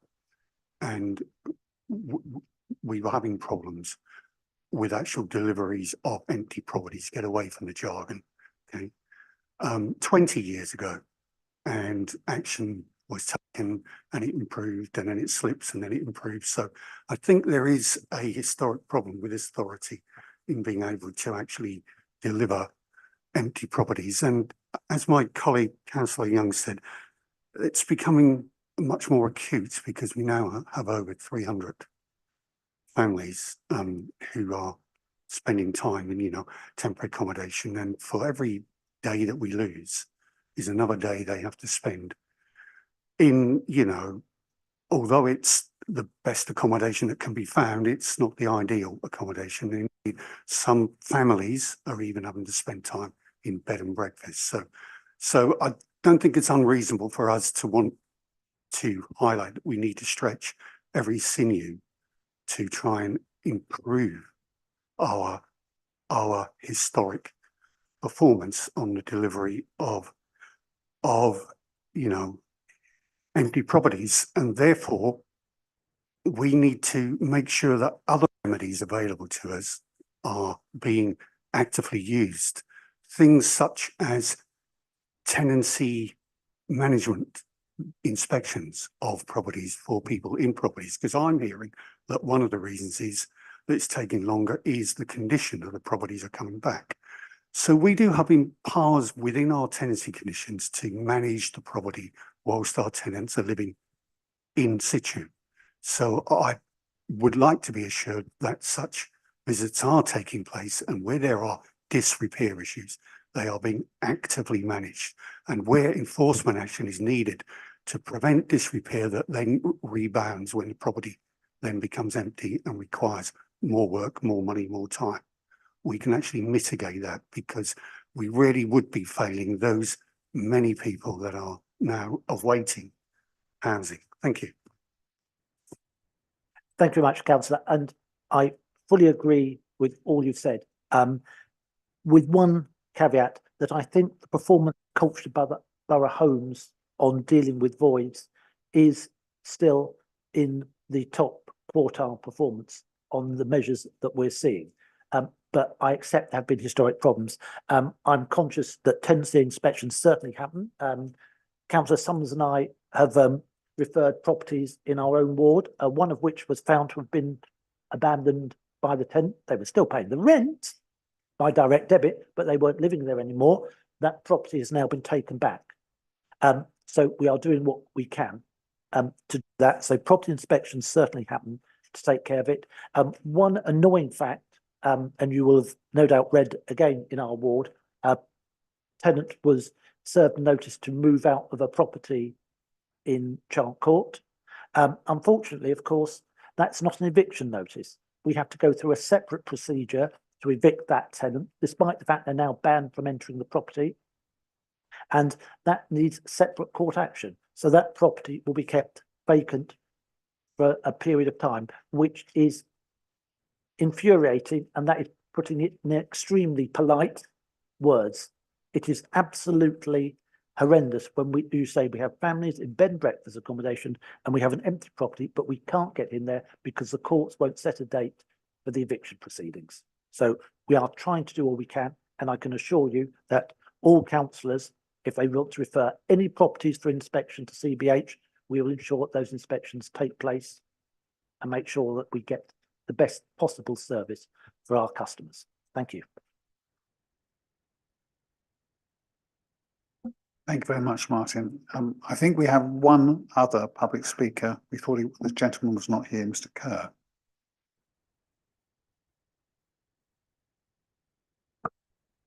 I'd just like to finish off where I was on the conversation back in December. And I got to the point where I wanted to remind you about every 400 years, we have a revolution. That legislation from Magna Carta is still in full force and effect. So we go on from that to another bit of history with the French Revolution. France sustained the strongest growth after the revolution because a sector of the population wasn't bleeding the public dry, which brings us on to now finances on a more local level. The national government is insolvent. It is a crime for our 151 officer to do business with the national government. It is a crime to forward any funds to the national government in any way. You are on notice to that effect. So one of the things that I think you guys are missing in the process of changes between national government and local government, you've missed some of the negotiations, some of the legislation creep that has changed things. I don't think you're seeing is the outcome of this legislation changes, and the changes not just to that, but also to bankruptcy law. When the national government gave more autonomy to local government to spend money throughout the country, they've been doing that to the point where we have significant amount of bankruptcies. But when you connect that to the other legislation changes, and you see where those securities got cleared on the Euroclear, for example, and then up to a follow-up central clearing party, any one of those clearing parties that becomes insolvent, all those assets get forwarded to the protected class of bankers. There is a protected class of bankers. They are not named. You'll be hard to find that protected class of bankers, but it is documented. So the law is not a level playing field. They've been running simulations for these clearing parties to become insolvent and how to deal with that. When those become insolvent, those securities that this council has will be handed to the protected class of bankers. And I don't know that you guys have seen that. You need to address these issues way in advance, because even in the case of criminal activity, that does not obviate the passing of those securities to that protected class. So I just want to add, the bankers respect the wealthy class. I think most of you guys fit into that category, and that is why they're saving you guys for dessert. Just to finish up, the ICNA, you have been put on notice that there is fraud. The burden now shifts to you with the planning decisions to investigate those things and to review previous applications where there has been fraud and deny and have those applications withdrawn. Thank you. Thank you for a very interesting presentation. You guys need to investigate. This is serious stuff. It really is. There is very little I can say in the time that's available. I will just say thank you for your view. We work within the law of the country. We are subject to, as part of I will not have the conversation. I will just finish off my remarks by saying we've heard. We will stop there. Thank you very much. Right, that is all. Have your say. And the usual 15 minutes has curious extended to an hour and a half. So I'm going to take a 10-minute break and then we'll return to the agenda that we're here for. Thank you, everybody who's made the effort to come and talk to us.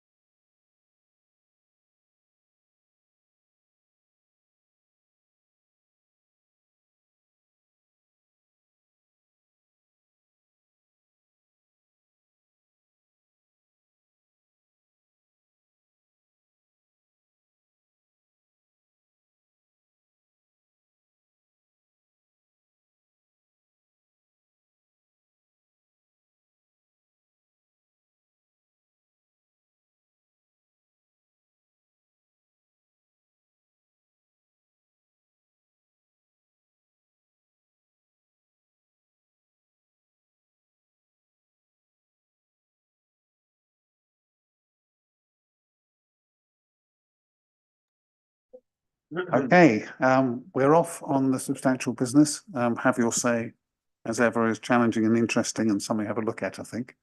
For the new municipal year, officers may want to quote that back to me later.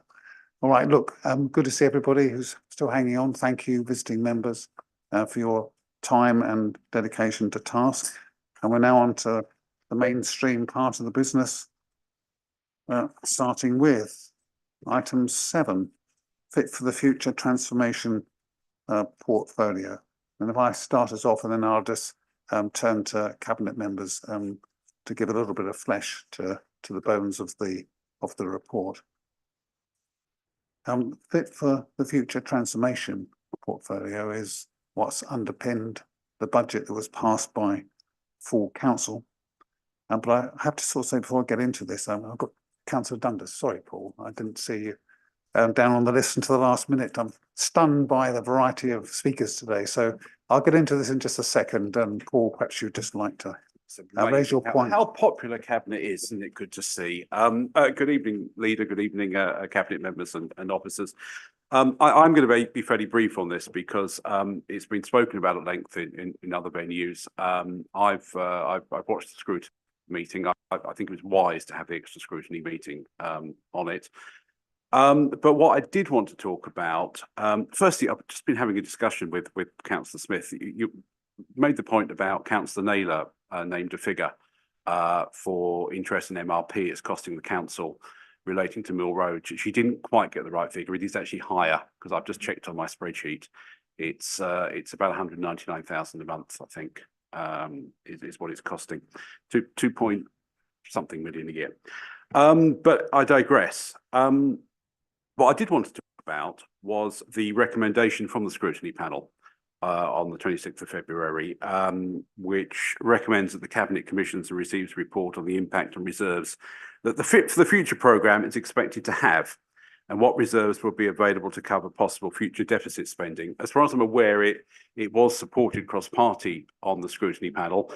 The Conservatives don't have a majority on that panel, so for it to be recommended by its very nature, it has to have cross-party support. And I just want to remind ourselves a little bit as to why keeping an eye on those reserves is so important. You know, we're not a conventional business in the sense that we make profit and loss. Our constraint in terms of what this council can do in the future is around the reserves. Councils which get in financial trouble have got in financial trouble because they've run out of reserves. So that's why it's so important, and that's probably why we keep banging on about it so much. If you look at councils, and I'm going to mention some names, and yes, a number of them were Conservative run, so they're just as bad. Councils like Woking, councils like Thurrock. What got them wasn't spending too much cutting the grass. It wasn't tidying up too many parks. It wasn't collecting too much waste. In every single case, what it was frankly getting involved in things where they didn't know what they were doing. Every single one was commercial projects, solar farms, 30-story Hilton hotels, all sorts of different projects. What got them was the interest and minimum revenue provision hitting their general fund. Woking, who have a revenue budget very similar to ours, about 24, 25 million, ended up with a £70 million a year MRP. Okay, I'm not suggesting we are in that sort of ballpark because I know we're not. But it is very important to bear in mind that the mistakes those councils made were all not looking at the day job, not looking at their services, but getting involved in extracurricular activities, maybe with good intentions and maybe for good reasons. And I do not want to see us make the same mistakes. I've said I don't agree with the Fit for the Future programme. I know this council has to make difficult decisions. I'm in no denial about that. I think we should make some slightly different ones. I've said so on many occasions, on many forums. I'm not going to say it again. But please, when you look at this, ensure that everything you do is reflected in those reserves projections, because at the moment, the MTFF has presented, and I know We've done this over a number of years, how we presented it, and we did it in my year as leader as well. So I'm just as culpable, but don't make my mistake is what I'm saying. The MTFF does not reflect properly on the current reserves predictions. The MTFF says this thing's going to happen. The reserves projections say something else is going to happen. In between, we are making an assumption that year after year, in future years, we will make some as yet unspecified savings to balance the budget. Now, if they happen, fine, yes, the reserves projections are right. But there is a sort of unsaid assumption in there. So if you look at the two columns, in conventional accounting terms, they don't quite match. And actually that has been acknowledged by the finance team, and it was acknowledged enough that they actually put the extra table in the budget papers we looked at in February showing that. So I would urge you to accept the scrutiny recommendation. As I say, it was a cross-party recommendation. I think they spent 4 hours on it, so you can't say they didn't think about it long and hard. Well, you will have to make your decision about fit for the future, and we will have to say why we don't agree with it in whatever venues come to the fore in the future. Thank you. If I start, thank you, Paul. As we're into the mainstream business, I have no difficulty if we're short about this with a brief response, but I want to just keep it tight. Okay. A couple of things from me, and then Mark might have some others. There is no question that members of the administration and sympathetic parties, I mean, where we are reflects all council's support on balance for the changes set out in the Fit for the Future portfolio. And I know that you and other Conservative members would have some sympathy or support for at least a good proportion of this, is how I would say. But similarly, there is an acceptance, I think, cross-party, that we have to manage our finances with real care, with a particular awareness of what borrowing is what is and going to be, although we tend to borrow, as you know, long-term at better rates than we otherwise might. And changes to the way in which we set out information and the way you've described reflect a kind of stepping towards opposition, if I'm frank, because there's no question that the form, the way in which information has been displayed, that relationship between reserves and the MTFF is the normal approach. So the changes we've made have been to accept that there is a point here, for at least for awareness, that we should respond. Mark will touch on past experience, because I think that's the thing we need to be aware of. That this council does actually, on balance, meet those kind of challenges in each and every year, and our reserves are in excess of it. But to your point, I was at that long meeting as well, and we do accept the recommendation from the policy panel. We will, from the scrutiny panel, we will keep a very close eye on the costs of what we are doing as a local authority. We are not, are we, Woking or Thurrock, or those authorities that have gone over the cliff. And our Section 151 officer, the independent person who, on the basis of many years of professional advice in a number of authorities, it's very clear that we're nowhere in that position, and has said that repeatedly to us in different fora. That advice we're bound to take, and that advice full council took, and so that's where we are today. But the attention that you are recommending we pay to this, we absolutely do. If I may, I'll go to Mark, if he's got anything to add. Thank you, David. Paul, you know I'm a considerate person. I consider what you say, and absolutely we continue to have these discussions, and will continue to have these discussions, because we as Liberal Democrats are caring and want to invest, but we also are sound on finance, and you'll see that up and down the country in councils. That is where we are. We're kind of in the middle, okay? And we do things with thought, and we do that here as the political part. But we've then got officers in the background who are absolutely doing that as well, because we have in the background those shadows, and those, they're not shadows, they're happening literally still now, aren't they, of the councils that have gone bust. We definitely are not those councils, and I'm glad that you make that clear as well. But we must, of course, learn from those examples, and we are not going about buying up sort of estates of commercial bits and pieces outside of the borough or extensive parts, we are sweating our assets that we do have. Yes, we have certain deals that, again, you've been part of when you were in administration, where we do have commercial deals. They are not to the size of any of those other councils that we talk about, but there are risks involved, and we've acknowledged that many times publicly. We talk about that and are happy to continue that conversation with you.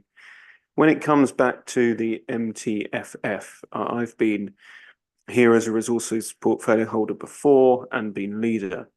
And over those years, those sort of 8 or 9 years, I have got the figures to show that we each time show in our medium-term financial forecast that there are gaps. And those gaps need to be closed each time. And we do them. We have each time. Over 8 or 9 years that I have evidence of here, we have closed them. So we will continue to do that. And actually, the trend of our reserves recently is that we've been prudent and we've witnessed good growth in terms of business rates, for example. So we are actually in a safer position on reserves than perhaps we would have been over some of those other 9 years. We actually face more risks now, but we do because of the economy and the way the economy is. I wish the economy had been managed better over the last 4 or 5 years so that we weren't in this position and we weren't faced with difficult market forces when it comes to places like Northern Gateway. But we are where we are. So I take all the points you say are on board, and I do agree we have to keep a very close eye on it, and we are doing that. And every decision we will make is responsible. When it comes to conversations over the HRA and the debt going forward, I know Councillor Smith will happily come back on that. We have much more room in terms of what we could borrow, and compared to other councils, again, could borrow more, but we are going to be prudent about that. We will continue to review it as we said we would. We are going to go into more of a review on that. And it is likely that we will have to look at scaling things back because of the wider economy, the wider impacts on the macro impacts on our more smaller budgets. So I'll stop there. Thank you. But we have got in our reserves enough space to cover the different calls upon the budget in the next 3 to 4 years. Thank you. Thank you. Well, I'm pleased to hear that you are accepting the scrutiny recommendations. You know, I don't disagree with everything you're saying or everything you're doing. And in areas we agree, we'll support you. We don't agree with everything. And rest assured, we will keep asking the difficult questions because I think it is our job. It's our job, and we will continue to do it to the best of our ability. But yeah, we'll see where it leads. Thank you. Thank you very much. Okay, right, back to where we were, and thank you, Paul. Right, this is the crucial underpinning for our budget. Right, dramatic change in a sensible pace over 3 years, a mixture of what's already in train and changes which further work cross-party will be needed to define, develop and deliver. Set out here in detail, it underpins the budget. It's got good sense to it, good contingent sense. It's around a change that takes our people with us. It's about a governance approach that seeks to take other members with us and looks to bind and unify and to deliver change, to deliver less sometimes, and to deliver better on other occasions with the help of shared services and other ways of working, at least harm to our residents and our staff, and to the greatest benefit we can secure from that funding for the longer term. So I'm going to just go around colleagues and ask them to draw out from their part of their portfolio of change, and starting with Martin on waste.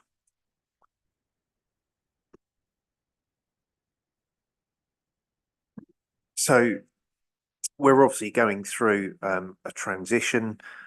We are looking at the services, we are looking at our strategy, and we have also changed the approach of looking at using less flexible approaches with staff that are not permanent, and done some more permanent recruitment to try and reduce the staffing bill where we have to use temporary staff in the waste service.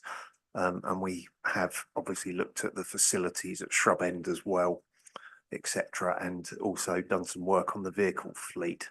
So this transition will continue. The waste strategy review will publish later this year, slightly later than we planned, but because of the level of work that the team have had to undertake and rolling out garden waste, that's obviously a major change that we've had to do, regrettably, like the majority of other councils, to look at other revenue income. And that's just a flavour of what we've had to look at. And we've obviously had to look at the cost of recycling equipment, as that has gone up exponentially because of the global economy changes, impacts of oil prices, etc., plastic bags and the recycling containers, the cost of those has gone up hugely. So all of that will continue to be reviewed, and the service provision will continue to be delivered as cost effective as we can. One of the biggest issues we've got is we have an expensive hybrid system, and we cannot continue in that way, where some people get collected with black sacks and others have wheelie bins.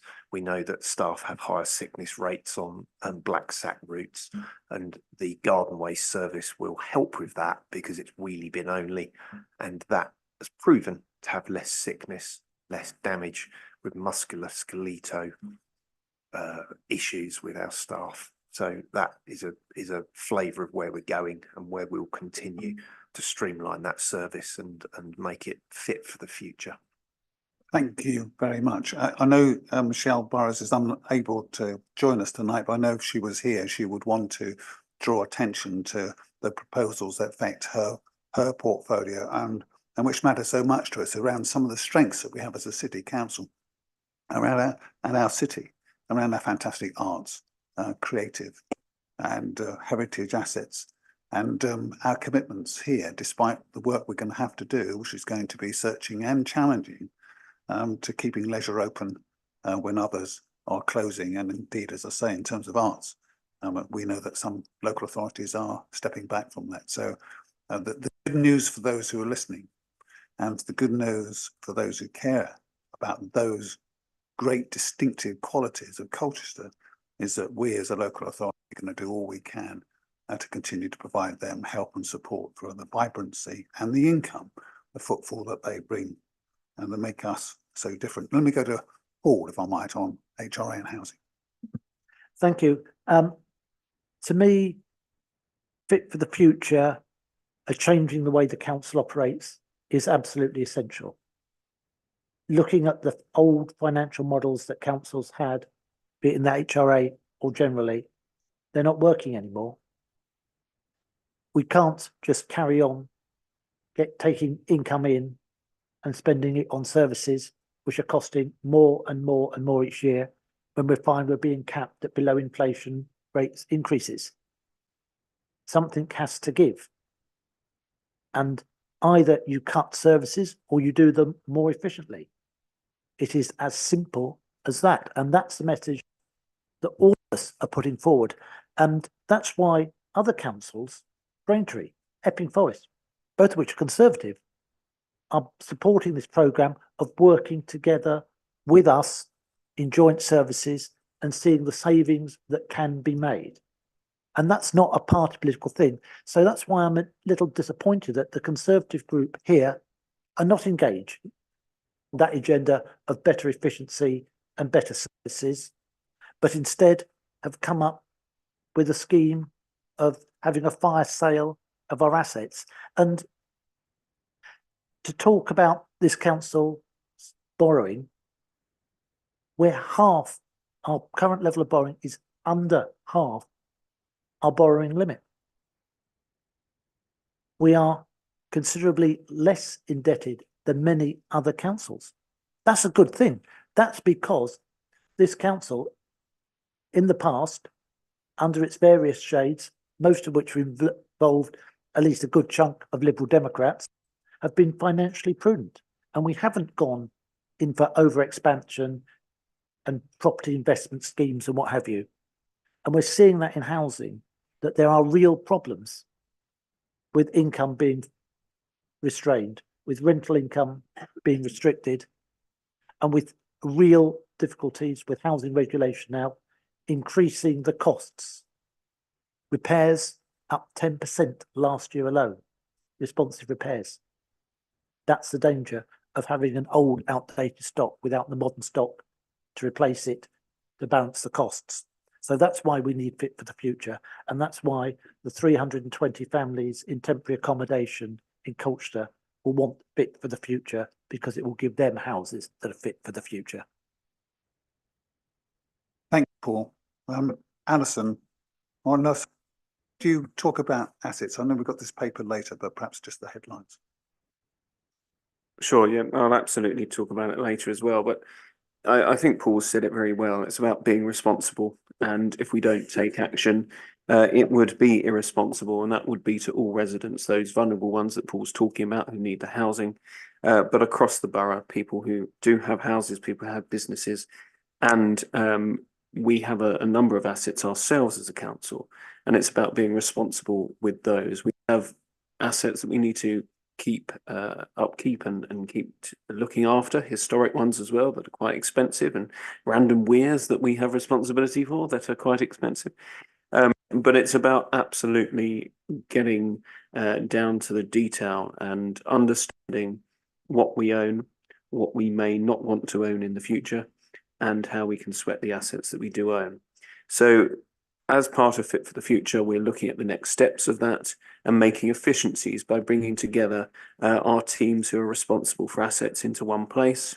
And with the corporate landlord team that we are calling it, and the corporate landlord strategy, we are going to do that. So we're going to look at how best to address our assets in the most efficient way, in the best way for our residents, in the best way for taxpayers, in the best way to ensure our budgets are there to maintain and look after the best of the assets, and to regenerate or dispose of assets that are too costly, and to invest in new assets with that money. So essentially that's where we're coming from. We're making efficiencies within the teams, and then we were looking at how to sweat the assets to bring in more income within Fit for the Future.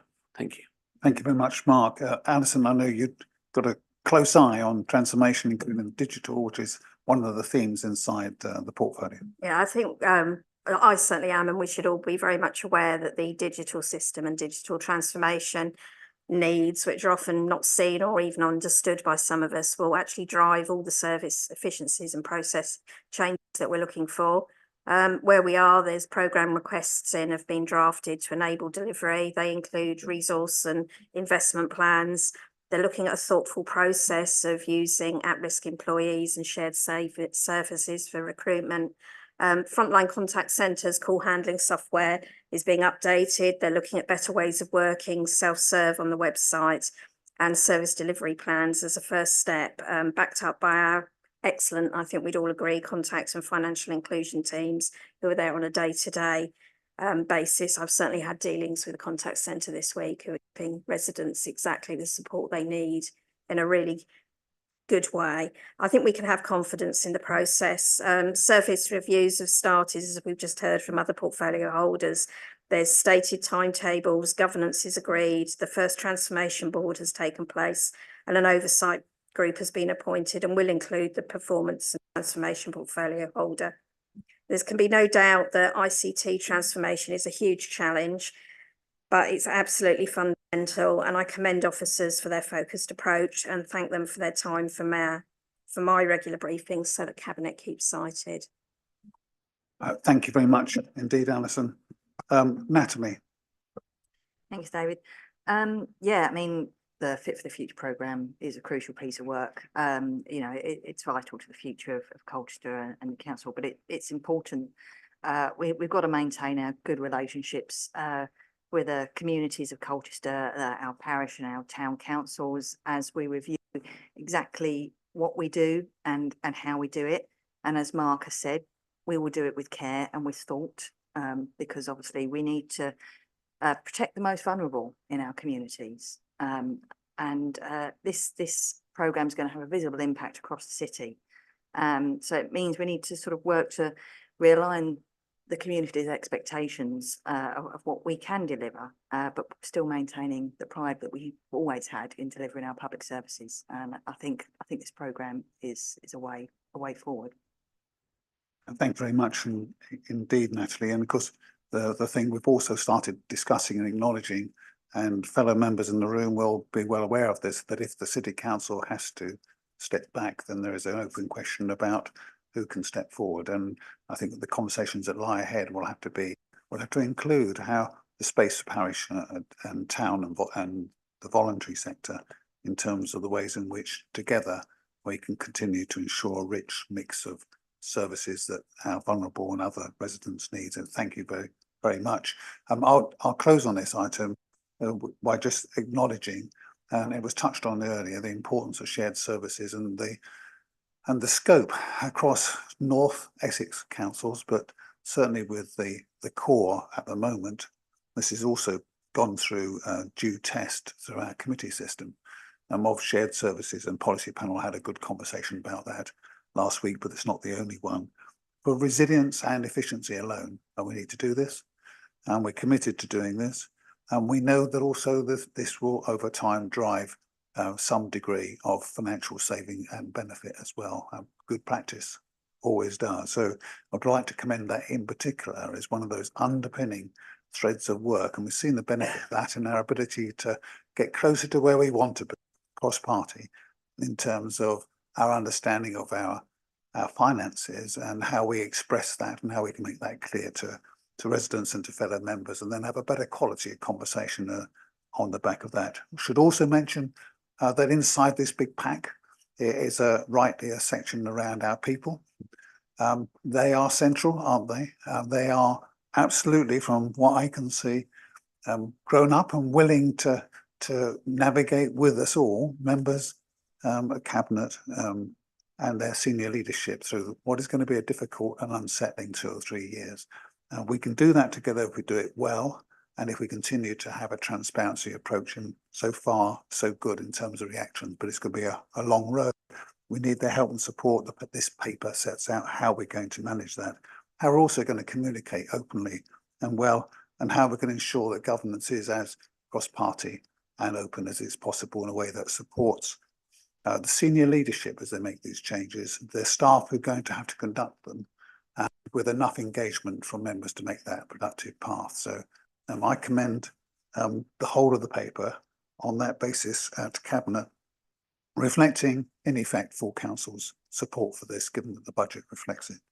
So the recommended decision is we adopt the portfolio activity to transform the Council and ensure services are fit for the future and to deliver the savings required in the medium-term financial forecast. Are we agreed? Agreed.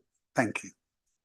Sorry, Leader, also, can you formally accept the scrutiny panel's recommendation? Thank you. I recommend, as discussed earlier, that we do. Agreed. Agreed. Thank you very much. Item 7.2, hibernation of Colchester Amphora Homes Limited. And we have the MD, Richard Carr, here. I'm not going to ask Richard to come forward unless he feels a completely desperate urge to do that, and feel he probably won't. But I do have 3 visitors: Alderman Oxford, Councillor Dundas and Councillor Sunnox. I ask you respectfully if you could come in turn and speak, and then we'll try to respond to the sum of the points that's made, if that's okay. So perhaps Gerard, would you come up first, if that's all right? Thank you.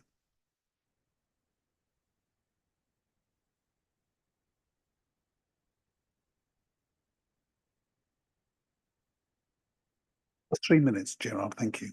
Thank you. I was interested when I saw the agenda with the hibernation of the suggestion to hibernate Amphora.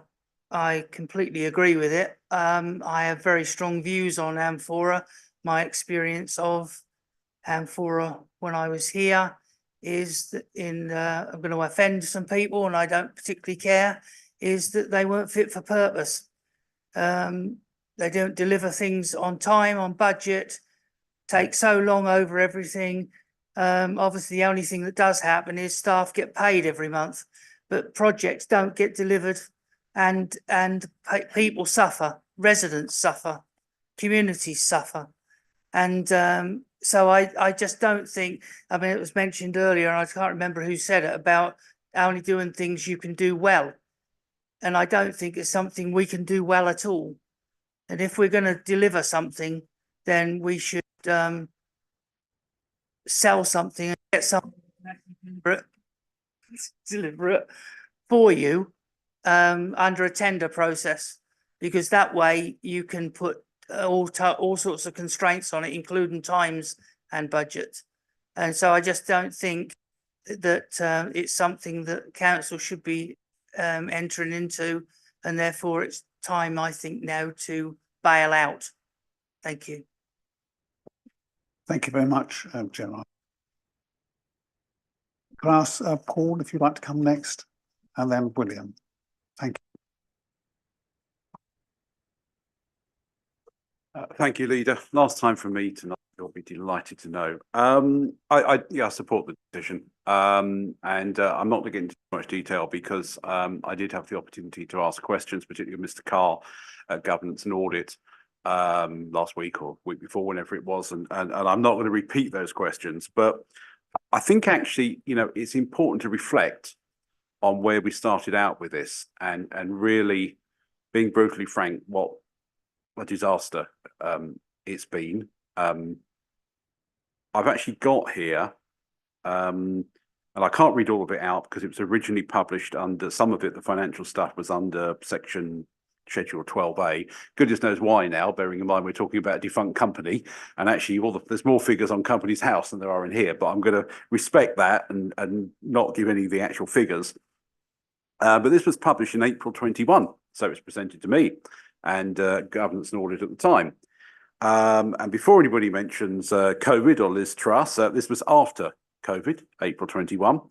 And well, you know, Ms. Truss might not have been an enormous success, but I'm not sure she had a great deal of influence in the Federal Reserve Bank or the European Central Bank, who all have virtually identical interest rates to us. But there we go. Perhaps her influence goes beyond where we think, but we'll think about that.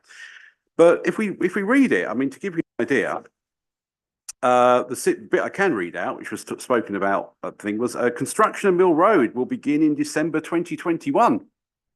That's what it says. That's what the report says. In July 2022, CAHL will begin repaying CBC £2 million on a bi-monthly basis. Sounds very good. And the plan was that by now, us sitting here, 417 houses would have been built, with 125 affordable. Again, this is what we were told in April 21. By the end of 24, under the plans, 740 homes, including 222 affordable or social, would have been built. So I have got a question to ask, and my question to ask is, can somebody actually tell us how many houses CAHL built and delivered, both normal and affordable or social? I think we need to know the actual number compared to the 740 anticipated. We've spoken about the financials. I think it is important, actually, we look at the figure. You know, there are going to be write-downs on this because there's been money spent. There's been money spent on numerous things and nothing delivered. So can we have a figure of what the actual write-down is going to be on this closing this company, and exactly which fund it's going to hit? I've asked this question. I asked this question about Colchester and Former Energy, and I never got an answer, apart from the fact that everybody was thinking about it. You know, at some point we're going to make a decision, and you kind of need to know before you sign it off this evening. That was the point I made at Governance and Audit. But, you know, please let's reflect on this. You know, I'd encourage you, I can direct you towards which Governance and Audit committee this report's in. Go and read it, okay? And it's a lesson to us that when we are presented with great things, telling us that great things are going to happen in 3 years' time as councillors, asking blooming awkward questions is the right thing to do. being a pain in the proverbial is the right thing to do. Listening to people like Councillor Sunnox, who actually could have read this 3 years ago and probably said, well, actually, you know what? I do this stuff for a living. I've done it lots of times successfully. I'm not sure about this. Listen, please. And when you're looking at whatever you're going to do with the remaining assets, and I don't want to have that debate again, please have a healthy dose of skepticism. Please really look at it and don't take everything at face value, because I took this at face value, you took face value, and look at where we are. Thank you. Thank you very much, Paul. William?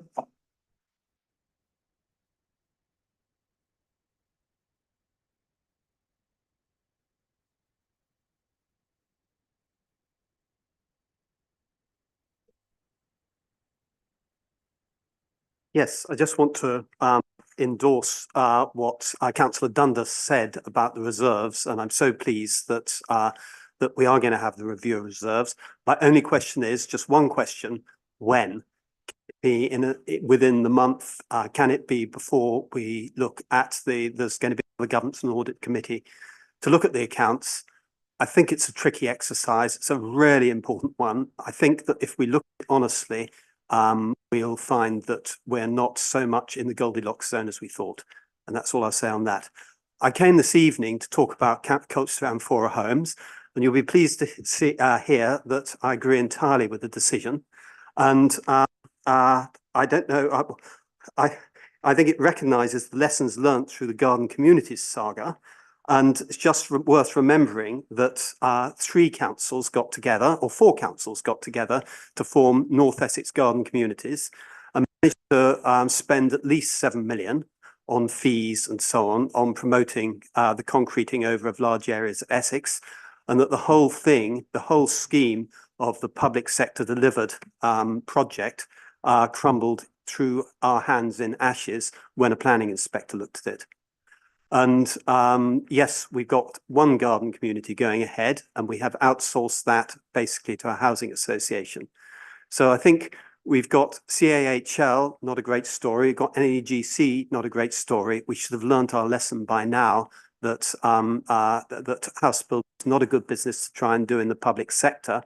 And every time you bring in the skills to do it, which you have to do, you end up they get sidelined, they get caught in turf wars and politics and all sorts of other currents that necessarily come in a democratic organization, and it's just very, very difficult for anyone to do anything. And I don't think I'm out of order or I'm unusual in saying that. And I think we've all probably learnt that lesson. I've got 2 questions, and my purpose is really to move on from the decision and say that having decided to hibernate our housing development company, what are we going to do with our 2 remaining big developments? We've got big stuff going on at Greenstead. And as far as I know, we haven't got a plan of actually what we're going to do there, but we've got the money for it. It's been going on since about 2017, Greenstead. And the Conservative government, the politics please, has produced the money to do it, but we haven't spent it. And have we got the management to do it? And most importantly, who is responsible politically for that, and which department is responsible administratively for it? And we need to get these schemes off the ground. We need that pointiness of organisation. And I suspect I'll get an answer that, you know, several parties are there and we've got to talk to our partners and everything else. That is not the way these schemes actually get off the ground. You need someone really focused on it to get going. And my second question is, what are we going to do? What are we going to do in the heart of Greenstead? Which buildings are going to come down? Which buildings are going to stay there? I know we're trying to do it bottom up, but you can't do that. You need leadership as well to do that. And, you know, have we got those skills on board? Have the people involved got the track record and the expertise? It's a valid question. And then on Mill Road, we've suggested a clean sale, not a fast sale, completely different thing. We've suggested a clean sale. We've got Mill Road into a state where it's got planning permission and it looks in a shape that is saleable. Yes, there are some problems to be solved with the road junction, but that's better dealt with by a private organisation, in my view. And we've got problems with the electricity connection. And I large in my valuation of it, I took large dollops of money off for both those things. So I've allowed for it the assumption is that the private sector does it, not us. I think they'd do it better. I've assumed that it would take a year and a bit to do it, and that savings only start from the beginning of the 25-6, I've got to get my years right, financial year. So I've been conservative about it. And the figures we've got for the savings of interest and MRP are figures that have been agreed with officers, and we can justify all those figures. So we have thought it through, and we have got, and the one thing I'll resist forever is that we are trying to produce less social housing. I think that our solution produces more social housing. If you look back over the track record, it's Section 106 that's produced housing much more than we've been able to do off our own balance sheet. So I want to mention one more thing about this that really upsets me, is the suggestion this is an unsound proposal and that it was foisted on at the last minute, on the council at the last minute. And it was last minute, but that followed months of me asking for an opportunity for us to present our alternative budget. And this was refused. And it's hugely upsetting when you've got ideas and you've thought them through, to have it all conflated into a full council debate. And I feel that it is very, very difficult to put alternative ideas over in the structures we have. And I'm finding it incredibly frustrating being a councillor where it is so difficult. You only get these opportunities, you get cut short, you get jibes at your personal credibility and so on. And I guess I've just got to take that. But we do have serious stuff to say. Please just, listen. Now, if you don't want to accept our suggestion of a clean sale of that site, and I think it is realistic, then our question is very simple. What is your plan? And what are you going to do with it? And how are you going to realize that money? And are we going to be sitting here in a year's time doing the same thing? That's all I've got to say. Thanks.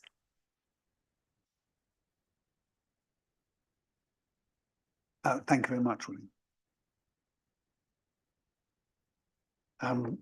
3 speakers, there's a range. Let me make a start on, first of all, always acknowledging the value of alternative opinion, which is, William, how in some respects you closed.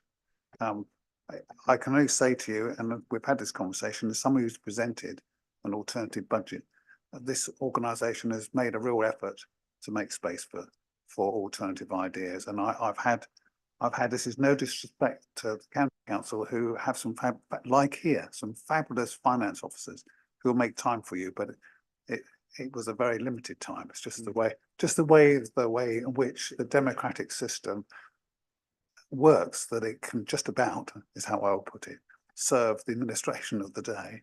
And it does its best to provide opportunities throughout the year to challenge and test what that administration is doing, and to give, and there are a number of parties, so there's a number of interested members on each of those parties who will want to form a view and sometimes to table it. Having that view tabled, so I'm going to work up they're not linked to this item, I have to say, but I will respectfully just respond, but I'll try and keep it brief. I want to acknowledge on behalf of my colleagues the frustrations you and others can have, and we will all understand this. We're not challenging the credibility of any. We take different views. That's just unavoidable, but quite often we do probably agree. To the specifics, and I go to Gerard and say thank you, Gerard, for having such a clarity of view about Amphora, and I understand some of that, given the disappointment you would feel as somebody who fought hard for St Mark's as a development in Highwoods, as a number of others of us actually also did. I would just say about that organisation that it's done an awful lot of things well, if one looks at the track record, as well as have some real difficulties, which this item is acknowledging in recommending the hibernation of kale. To Paul, thank you. We talked about these items, and you acknowledge this. You support the decision, and I thank you for that. We'll come back to you on the issue of delivery, but we should, whilst not having the macroeconomic interest rates, Federal Reserve versus the Bank of England and all of that discussion, attractive though it is, but it needs a to help it go down. We just have to acknowledge how difficult it's been for every builder, as Councillor Smith set out earlier, to actually undertake housing projects, construction projects anywhere in the country, and unsurprisingly, that includes Colchester. Your central point about a worthy scepticism and your fair acknowledgement that this covered your period as it covers ours is well made and taken. I think we're all alive to the fact that it's not just the promise, it's the delivery and the reality of delivery that is the true demonstration of whether or not plans and projects and hope and fact can differ. But we have to have ambition. So part of what we do as a council is to ensure that we balance these out. Lastly, William, if I can, I understand the points you make. The ones around the town deal board, which is I'm afraid it is the body that, if you care to look at last night's scrutiny, you will see a presentation there which is worth a look. It's a very clear depiction of where we stand in broad order. Most of those projects under the town deal board linked to luck, I'm afraid it's partnerships everywhere, reflecting the relationship between them and the city council as an accountable body working with ECC. All of that was described there, and I hope that will be helpful. If there are specifics, we can perhaps pick that up. And lastly, when it comes to Mill Road, then we go back to the paper. I respect we can talk about what the intentions and the prospects forward. We will ensure that as plans mature during the coming months, that you and others are cited on this as how the promise that we've made is to ensure our business remains open, because that way it's more likely to be effective and supportive, even if it differs from your own approach. I hope you'll feel that's a respectful acknowledgement of the points. If there's any others, I'm happy to try and pick them up away from here. And as I say, we can pick up specifics around town deal, but this paper is around the hibernation of Colchester Amphora homes for the reasons set out in that paper. And I'm just going to stop subject to the views of colleagues and then go to the recommendation. Thank you, David. I wanted to cover some of the similar points to you. I'll try and be brief. So firstly, the paper, and thank you to Richard, who is here, and everyone who's worked underneath him to get to this point with the companies. This paper is as clear as it can be, but there's still some final pieces of clarity. And we've talked about this at a number of different panels, a number of different places, and about the liabilities and the costs that will impact upon the budget. And we have those rough costs in place, and we can cover them with the reserves, and we are budgeting for those, just to be clear. Secondly, I agree with some of the points that have been made, that some parts of Amphora have not achieved what we've wanted to. Those are because of a number of different factors, and a lot of them are down to the economy, COVID, etc. And we have to accept that.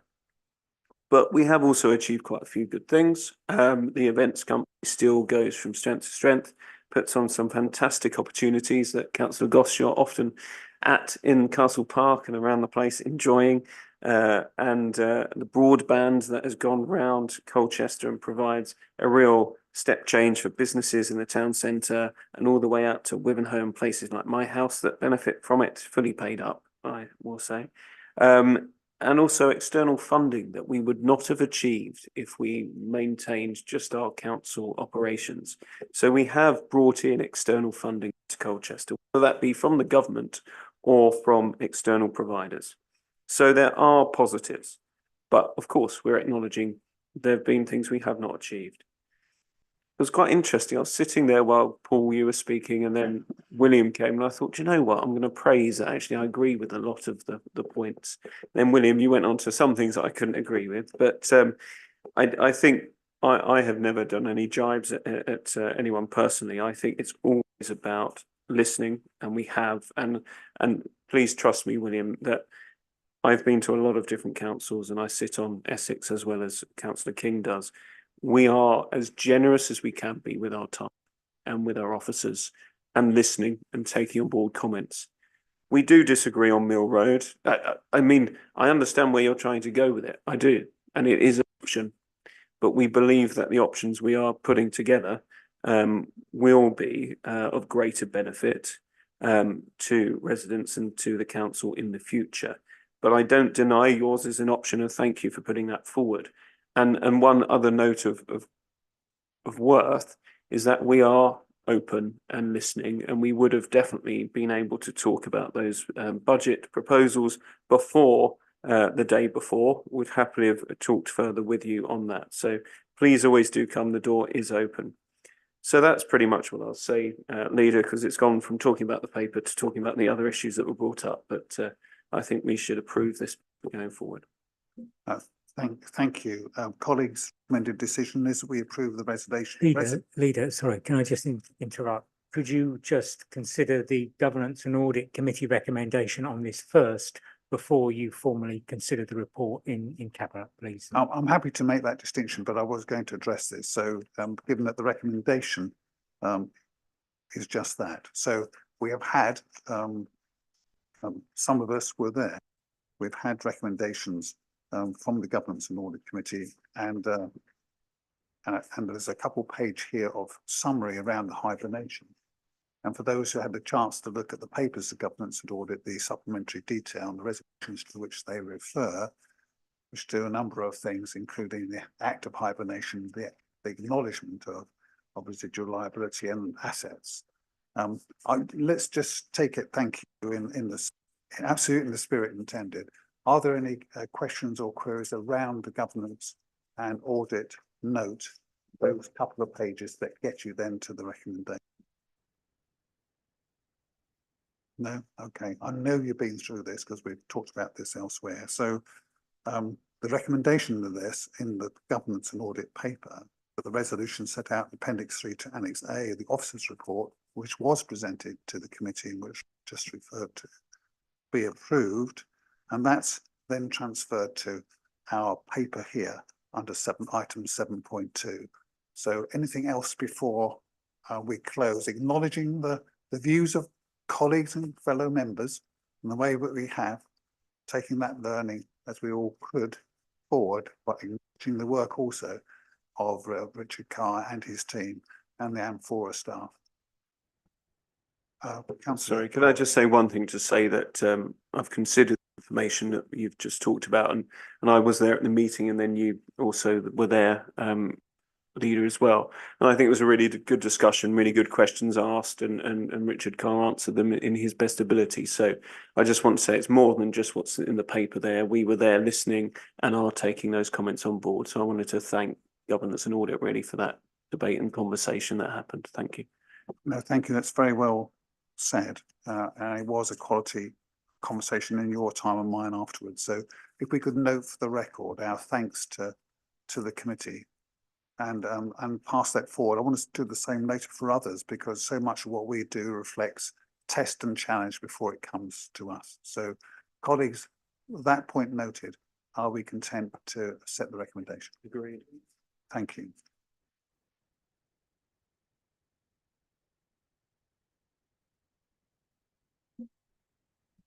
In which case you go then through a whole set of papers and get to item 8.1, the estate plan. And I just love this, but that's just me. Don't want to talk about it. Let's go briefly to Councillor Corey Mark. Thank you, Leader. So this evening we have in front of us an estate plan, and within it there are a number of items, and I feel most importantly is the sort of asset strategy there and how we go forward. I have explained earlier this evening that we are going forward with a corporate landlord strategy, and this estate plan absolutely fits with that. I want to thank Patricia, who's here, and the team that work with her. We have been through this together with Patricia and her officers, and believe that this is the next step and the real sort of progressive way forward that we need to go. So we need to understand our assets better. this plan does that. We need to understand how to sweat those assets better and how to move forward with either acquiring more, disposing of some, and as I said earlier, regenerating others. So that is a brief overview, and I commend this estate plan and the parts of it to Cabinet and to follow this forward into the future, which will be better and will put us in a fit for the future position. Thank you. Thank you very much. Colleagues, anything else from any? We have been through this in a couple of places, including leadership and in committee. I guess all I would sort of just remind us all of is that the serious nature of the endeavour we're setting out on. And it's captured well in the executive summary in the first couple of pages. When you are told that it's brave, and we need to hear that, it is brave to tackle head on our understanding of our assets, that the liabilities, the maintenance and in-year costs, as well as the opportunities on which costs will be focused. And it is sobering for me, this building alone, and what's coming towards us in terms of challenge and cost. And if you were to look at 1.2 for a couple of references, 30% of our 300 properties or so are listed or in conservation areas. Right? That's a good thing in one respect, but we all also know it drives cost and complexity and adds an issue should you want to change usage. And the last one, and before we go to recommendations, is that reference to 4,500 other structures, including some really interesting ones. I go past weirs, church walls, quaysides, yep, you know about what's happened to those pontoons, riverbeds and monuments. So this is fascinating, great work ahead. I thank Patricia and Mandy Jones and the team, like Councillor Corey. But let's be under no illusions what we're being able to do is going to bring us a mixture of news. So to the recommendation, colleagues, at 2.1 to approve and adopt the estate plan Appendix A, and then at 2.2 to delegate authority to the strategic director responsible for assets, and the portfolio holder resources to approve the detailed estate action plan in May 24 for immediate implementation. So we can run at this. We'll obviously keep colleagues engaged cross-party where it matters, and we'll ensure that there is regular communications about this. On that basis, are we content? Thank you very much.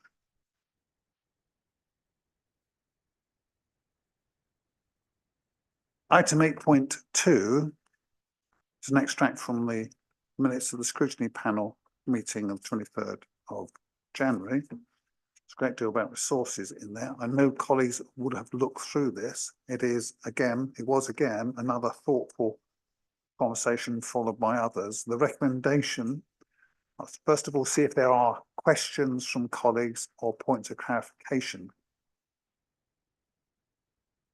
Members around 8.2, which follows on. The recommendation that the portfolio holder for resources provides further information. So you see the relationship on what is done to allocate assets, which have been previously held under companies wholly owned by the council, where those companies are put into dormancy. So this links to the earlier discussion around CCHL or parts thereof. I don't intend to spend more time on this. Are we content to accept that? Thank you, Mark. Item 8.3, I go to Councillor Corey. Mark, this is business rates. Over to you. Thank you, and thank you, Adam, for being in the audience as one of the chief officers running this scheme. Adam's over there. Thanks, Adam, and thanks, Sam, and the teams that work with you on this.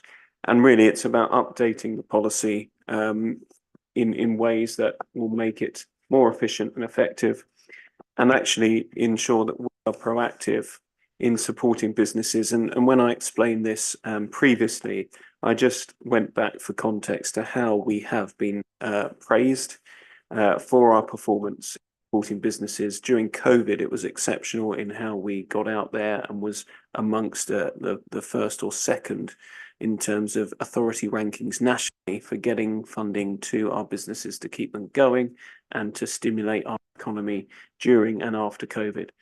And this is similar. It's about being proactive, supportive and flexible to our businesses to make sure they get the sort of mandatory and discretionary support available from government to enable their businesses to get reductions in rates and to flourish through other smaller discretionary funds available. So I commend this to Cabinet. I commend the performance of Adam and his team, which are doing a great work for our businesses. Behind the scenes, quite often, this doesn't get all the light it deserves.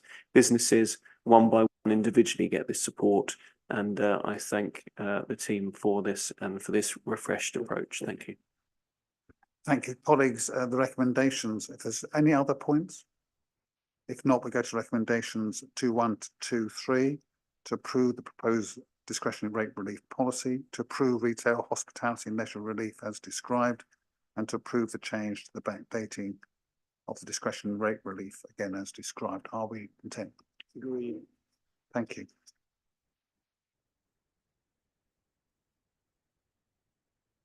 And then for a change of voice and tone, now we go to Councillor Paul Smith at item 9.1, seeking a request for delegated authority for the award of contracts. Paul. Thank you. Yes, this is a method of dealing with the large contracts in the HRA that would normally require approval by Cabinet. Cabinet meetings are relatively infrequent, and sadly, contracts do not necessarily neatly fit into the period. I can remember in earlier days, the Chair of Scrutiny was forever having to agree emergency decisions when a contract was due to expire and we couldn't get it approved. This is to make the process simpler and more efficient. I would stress, of course, if anyone is ever unhappy with me spending money, these decisions can always be called in if anyone has any questions, or indeed if anyone's got any points they want to raise, to do so. So I will leave it at that. Thank you. Thank you. Any questions for Paul? Oh, of course, you've got the BDI of the Forces portfolio holder, even though here his grip lessens briefly. All right, so 2.1 recommended decision to so delegate to portfolio holder for housing as described. Are we content? Yes. Thank you.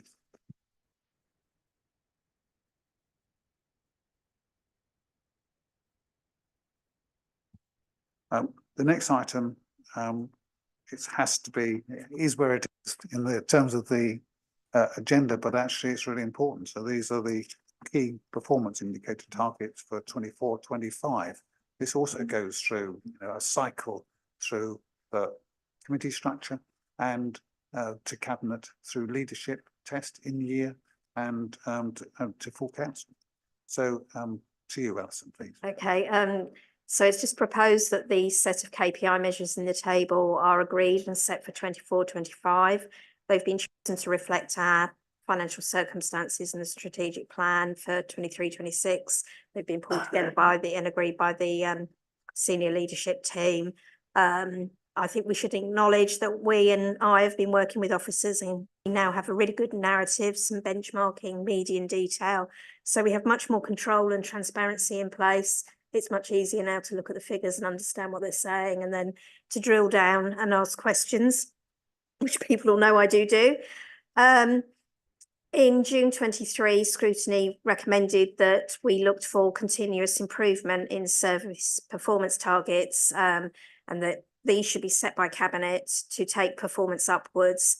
And I think we should reflect that although some have been held to 23-24 levels, we are in challenging times, and I think we can accept the reasoning behind some of those not being pushed forward, particularly in the area of waste. It's been accepted, the Scrutiny recommendation that we separate the sickness for waste and non-waste. That's entirely reasonable, and they're now stated individually. We've spoken in detail already about the 73 days. That was something that was flagged to me and was a concern. And I think on the basis that we're getting concurrent information on the old basis, we can keep an eye on that and we can sort of drill down, perhaps look at some median and comparative data for that as well to make sure that we're really we're not losing anything by going to the new measure. Colchester Borough Homes are obviously reporting regularly now into governance and audit, so that's a new governance requirement for them, which means we'll have much closer control and scrutiny of their figures as well. And I will continue to ask portfolio holders to keep an eye on the business as usual income and performance figures as part of their regular briefings, so that we keep on top of what's lying behind some of these higher level figures. But I think, I don't think there's anything in particular to highlight, and so I just recommend that we accept those as proposed. Thank you very much. Just see if there's any other views from colleagues. These are our collective responsibilities. Some of us will have a portfolio holder lead on them. It's not just down to Alison. Any other view? All right, okay, thank you. We brought out some of the most important ones. So as recommended, that we ensure, it says, and we've got corporate performance, that's the reason, and we set them as proposed in the report. We consent. Thank you very much.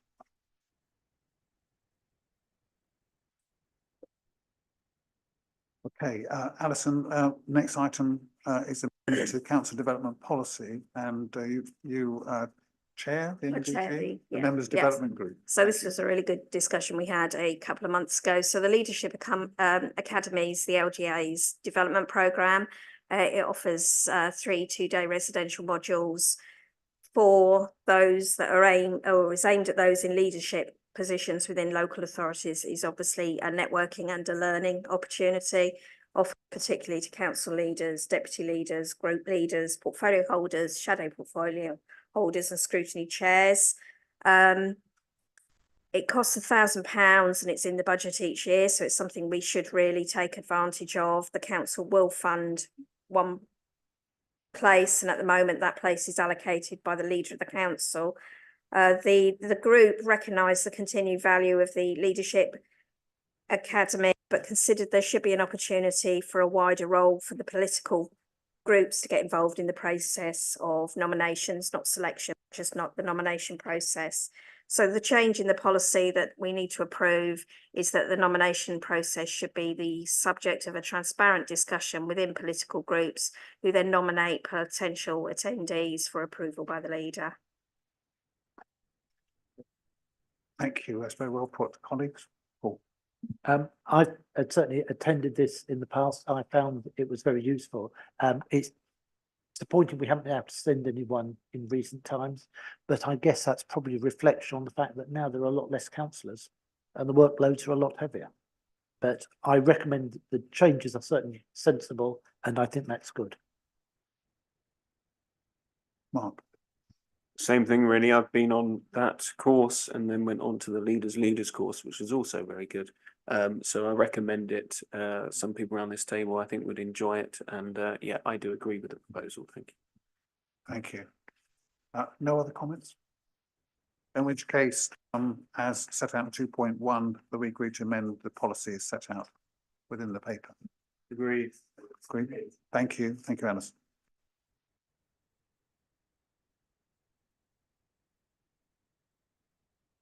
That should get us to 11.2, and Councillor Jocelyn, you've been extraordinarily forbearing. I know you had no choice in the matter, but we are very aware that you're amongst the last in the audience, and thank you for staying through all that's preceded you. We've got your recommendations in front of us, but over to you. Thank you. Obviously, with policy panel saving the best for last, you could say. Thank you, Leader, Cabinet. I'll try to brief as it's the end of another long meeting. I just want to highlight a few things from our recent meeting agenda. That agenda was very varied, I think, as it has been across the course of the year. I really appreciated having an overview on our movement towards shared services from Richard Block. That was very helpful. Just highlighting, I think that members of the panel can understand the benefits and the resilience that moving to shared services can offer, but also want to highlight, mitigating against any possible risks that might be encountered as we move forward with that. In terms of the parking strategy, I think we really appreciated having Richard Walker come along and give us a very early overview of where they're looking at in terms of their strategy work.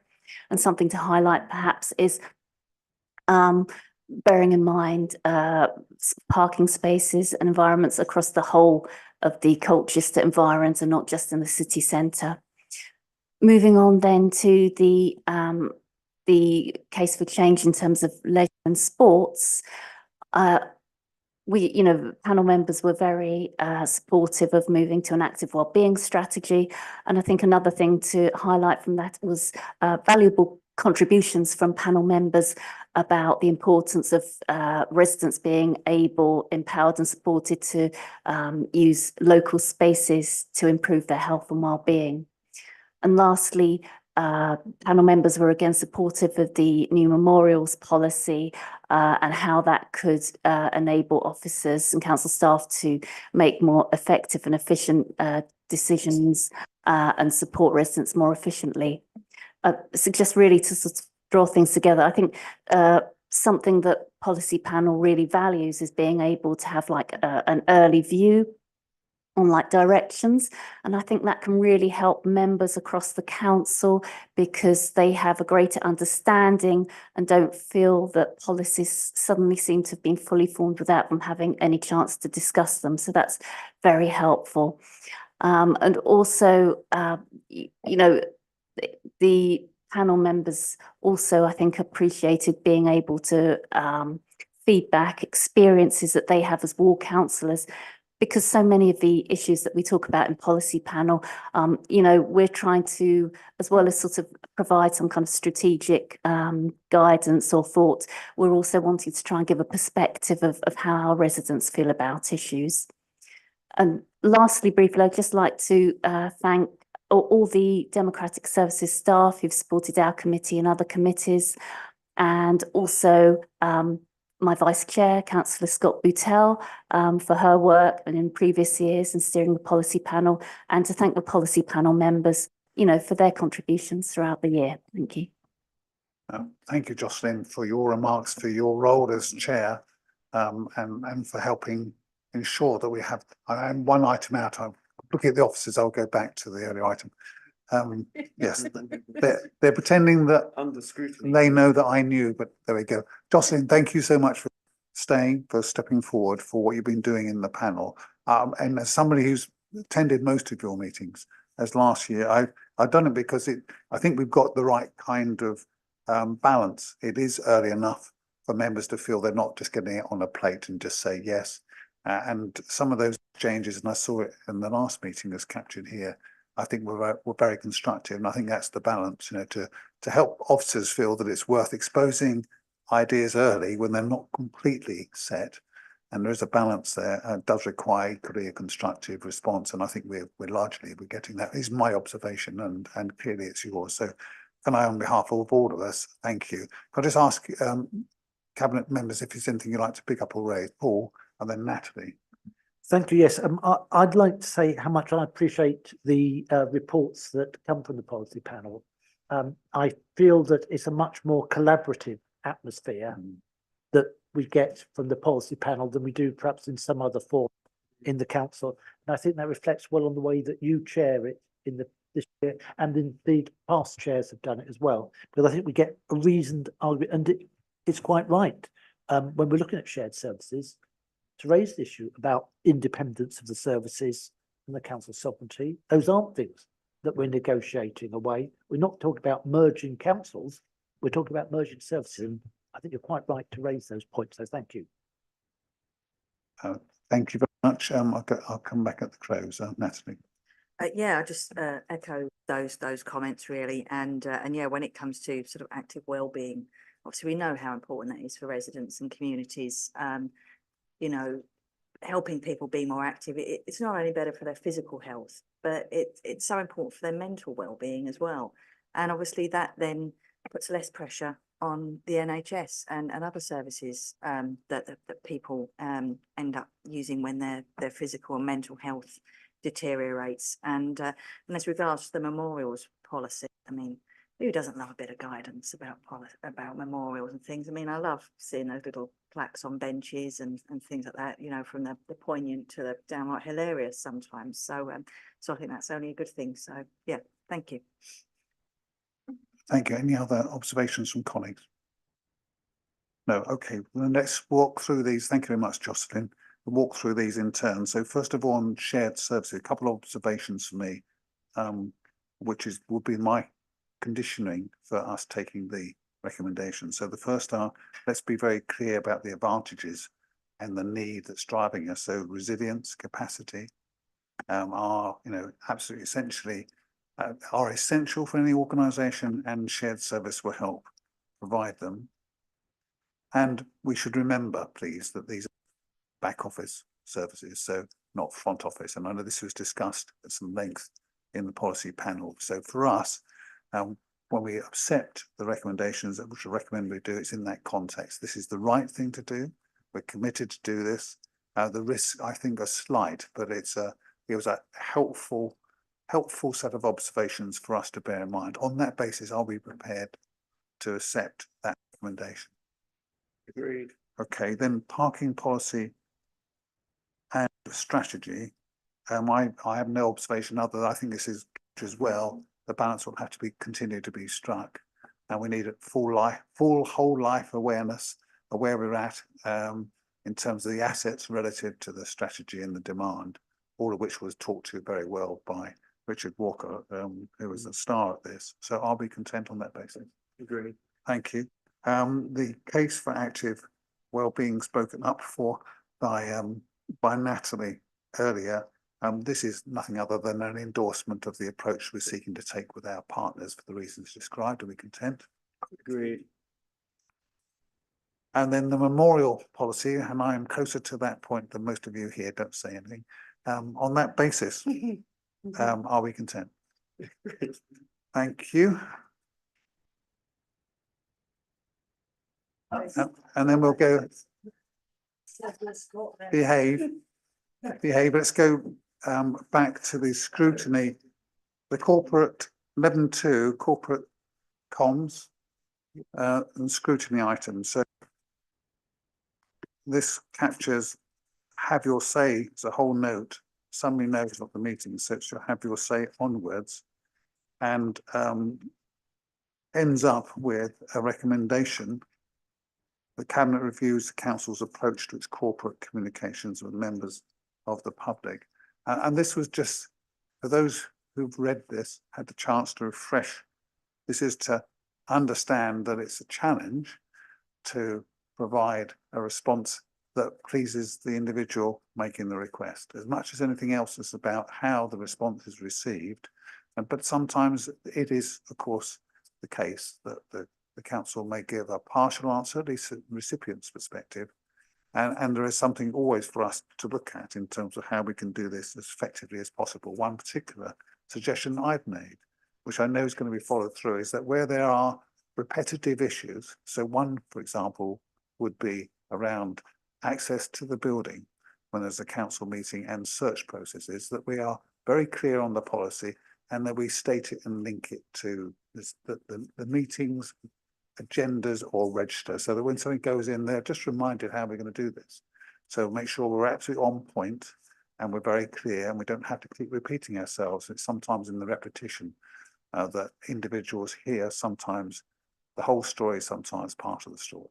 I don't want to elaborate anymore, but I think we just have to accept that we are getting a real volume. It's a conversation to have about have your say and other forms of challenge or requests for help. And we have to reply in a really joined up and effective way. And it's a challenge for our staff, it's a challenge for us. And this asks us to acknowledge that and continue to keep it under review. Are there any observations or questions anybody wants to raise? No? Okay. The recommendations we review or keep under review. Are we content? Content, agreed. Thank you. Where next, he says to the opposite. Exclude the public.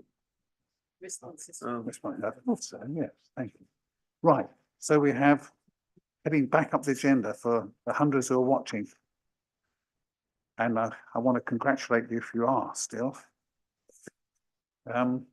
Petitions, public statements and questions, agenda item 11.1. We do, and I thank the staff again, our very best to track in every fora issues raised and ensure that they're closed off. Now, back to the earlier point, we will not always get it exactly right or to the right as received, but we are here manifestly doing our best to track issues and respond. Are there any points from the officers that want to be raised? I see that largely as complete, but Richard. Thank you, Chair. I think there were only two that weren't marked as complete. One was from the licensing committee, I think, from a couple of months ago, related to some ministerial correspondence. And I think the correspondence that we got back from the minister sort of obviated the need for any further dialogue on that issue. And the second one was a response to Councillor Oxford, sorry, Alderman Oxford, arising from the council meeting in February, which has now been sent by yourself. It has, but we will be following that up, it would appear. Yes, you might be hearing further. That's the first one didn't work. Right. Are we content? Yes. Okay, thank you. Now do we go to one of the highlights of the evening for the deputy? Exclusion of the public. Yes. If you don't wish to discuss a minute, you could just approve it in public session. Okay. I do like making Mark do it, but if that's a collective will. All right then. Oh, right. In the privacy of our own rooms. Right. Are we content with the minutes that we've seen in the confidential section? Content, yes. All right, thank you. In which case, with huge thanks to colleagues here to the left and those who've left out of sheer worn outness. Thank you very much for the service to us all through the whole municipal year. This being the last cabinet meeting for us. It's a great shame Michelle's not with us, but on her and our behalf, thank you very much. And to my colleagues, I'm allowed to say once a year when I buy you a sherbet. Thank you very much indeed. It's been a challenging year. We've got a couple more months of business to do up to the other side of the election, then we'll see where we're at. But thank you all very much. Meeting closed.